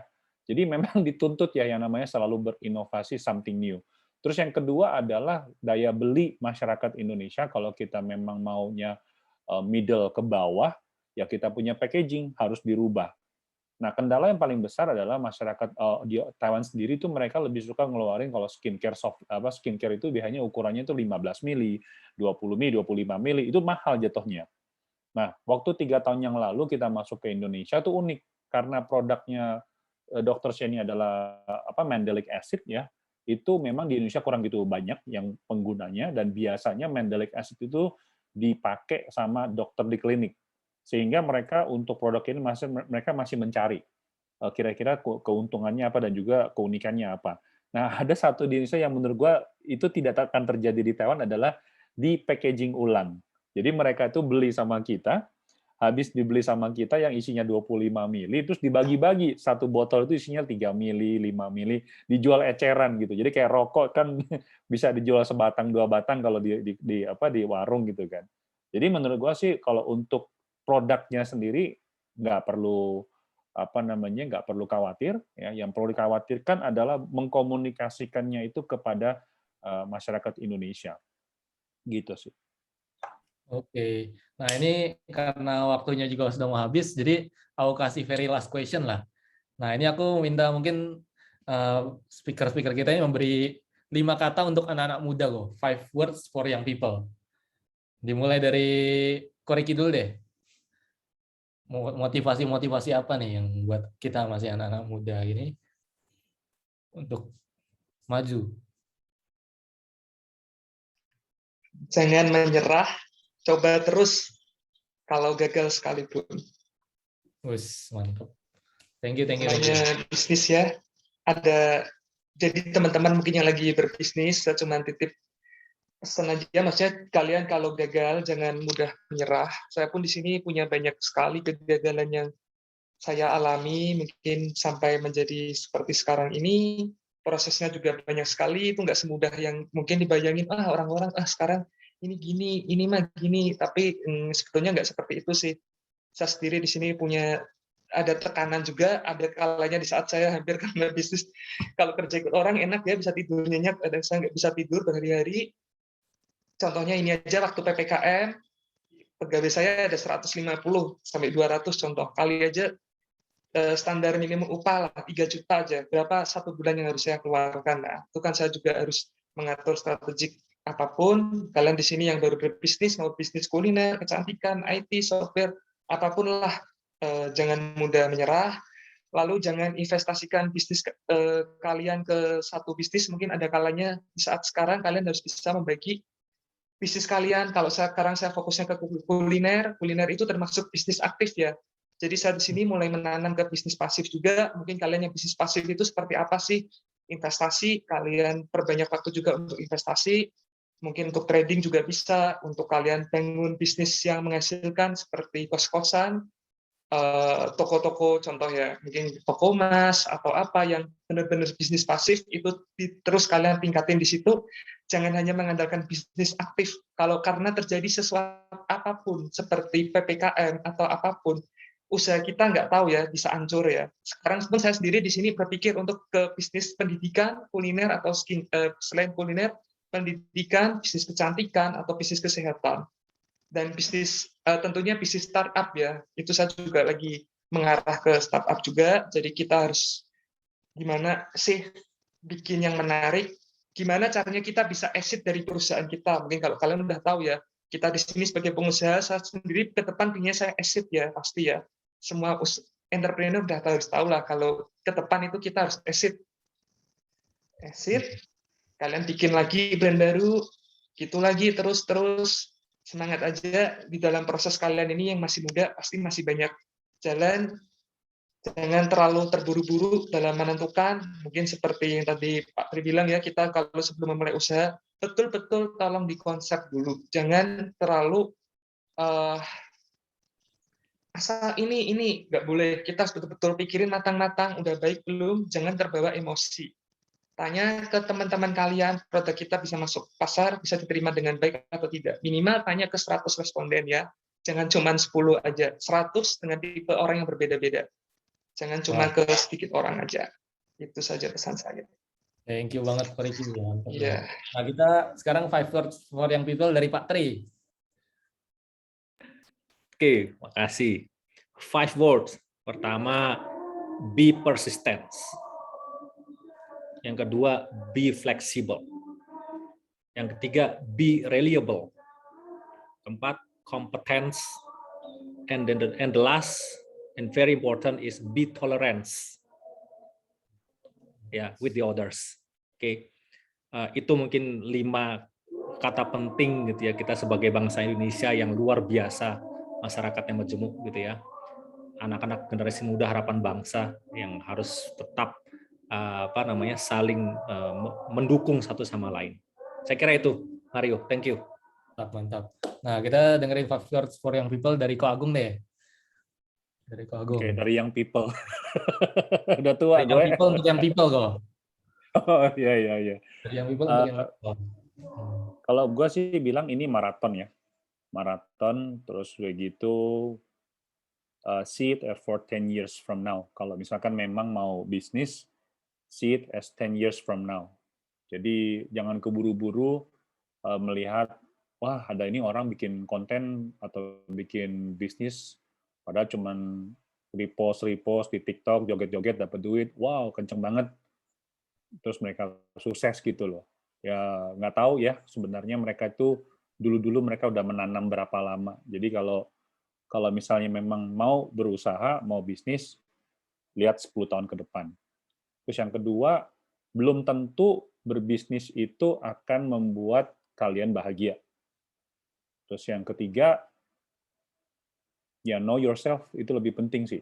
Ya, mengenal diri sendiri itu paling penting.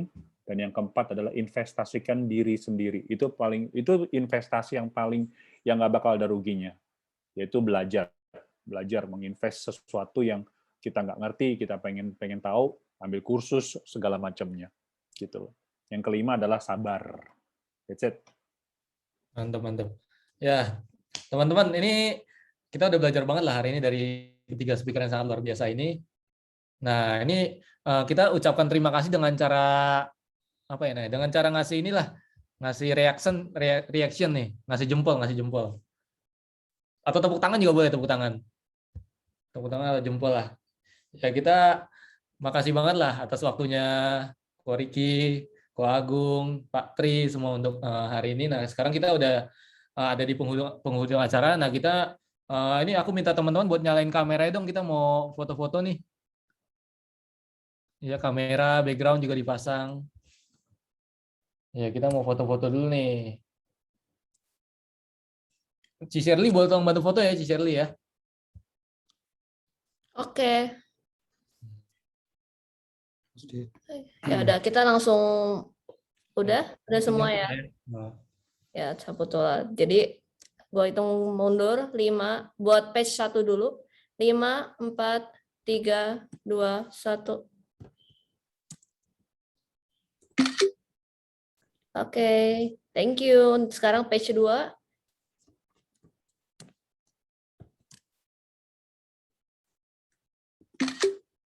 Thank you, udah nahan senyumnya semua. Udah selesai. Kembali ke moderator. Terima kasih foto-fotonya. Nah ini selain ya kita mengucapkan terima kasih lah ya untuk para pembicara yang udah ngajarin kita banyak hari ini. Terima kasih juga untuk teman-teman yang sudah join acara ini. Jangan lupa ya untuk follow Instagram YIPA nih di @yipa.tw dan juga LinkedIn-nya YIPA di Young Indonesian Professional Association in Taiwan. Kita akan menginformasikan acara-acara berikutnya yang nggak kalah seru tentunya ya. Lalu di LinkedIn kita juga banyak berita-berita tentang bisnis terbaru ya, dihandle sama tim marketing YIPA yang sangat luar biasa gitu. Nah ini aku jika ada salah kata lah hari ini, aku Mario mohon maaf ya. Nantikan lagi acara YIPA berikutnya nggak kalah seru tentunya. Ya sampai jumpa teman-teman. Terima kasih sudah join di acara hari ini. Thank you, bye-bye. Thank you semua, sehat-sehat semua ya. Sehat-sehat semua ya, di Indo, di Taiwan semua. Prof. Franky, Prof. Iman, terima kasih semuanya. Terima kasih teman-teman semua ya. Terima kasih Patri. Terima kasih semua. Terima kasih Ko Agung, Riki, terima kasih, mantap. Mantap, luar biasa banget, belajar banget hari ini aku.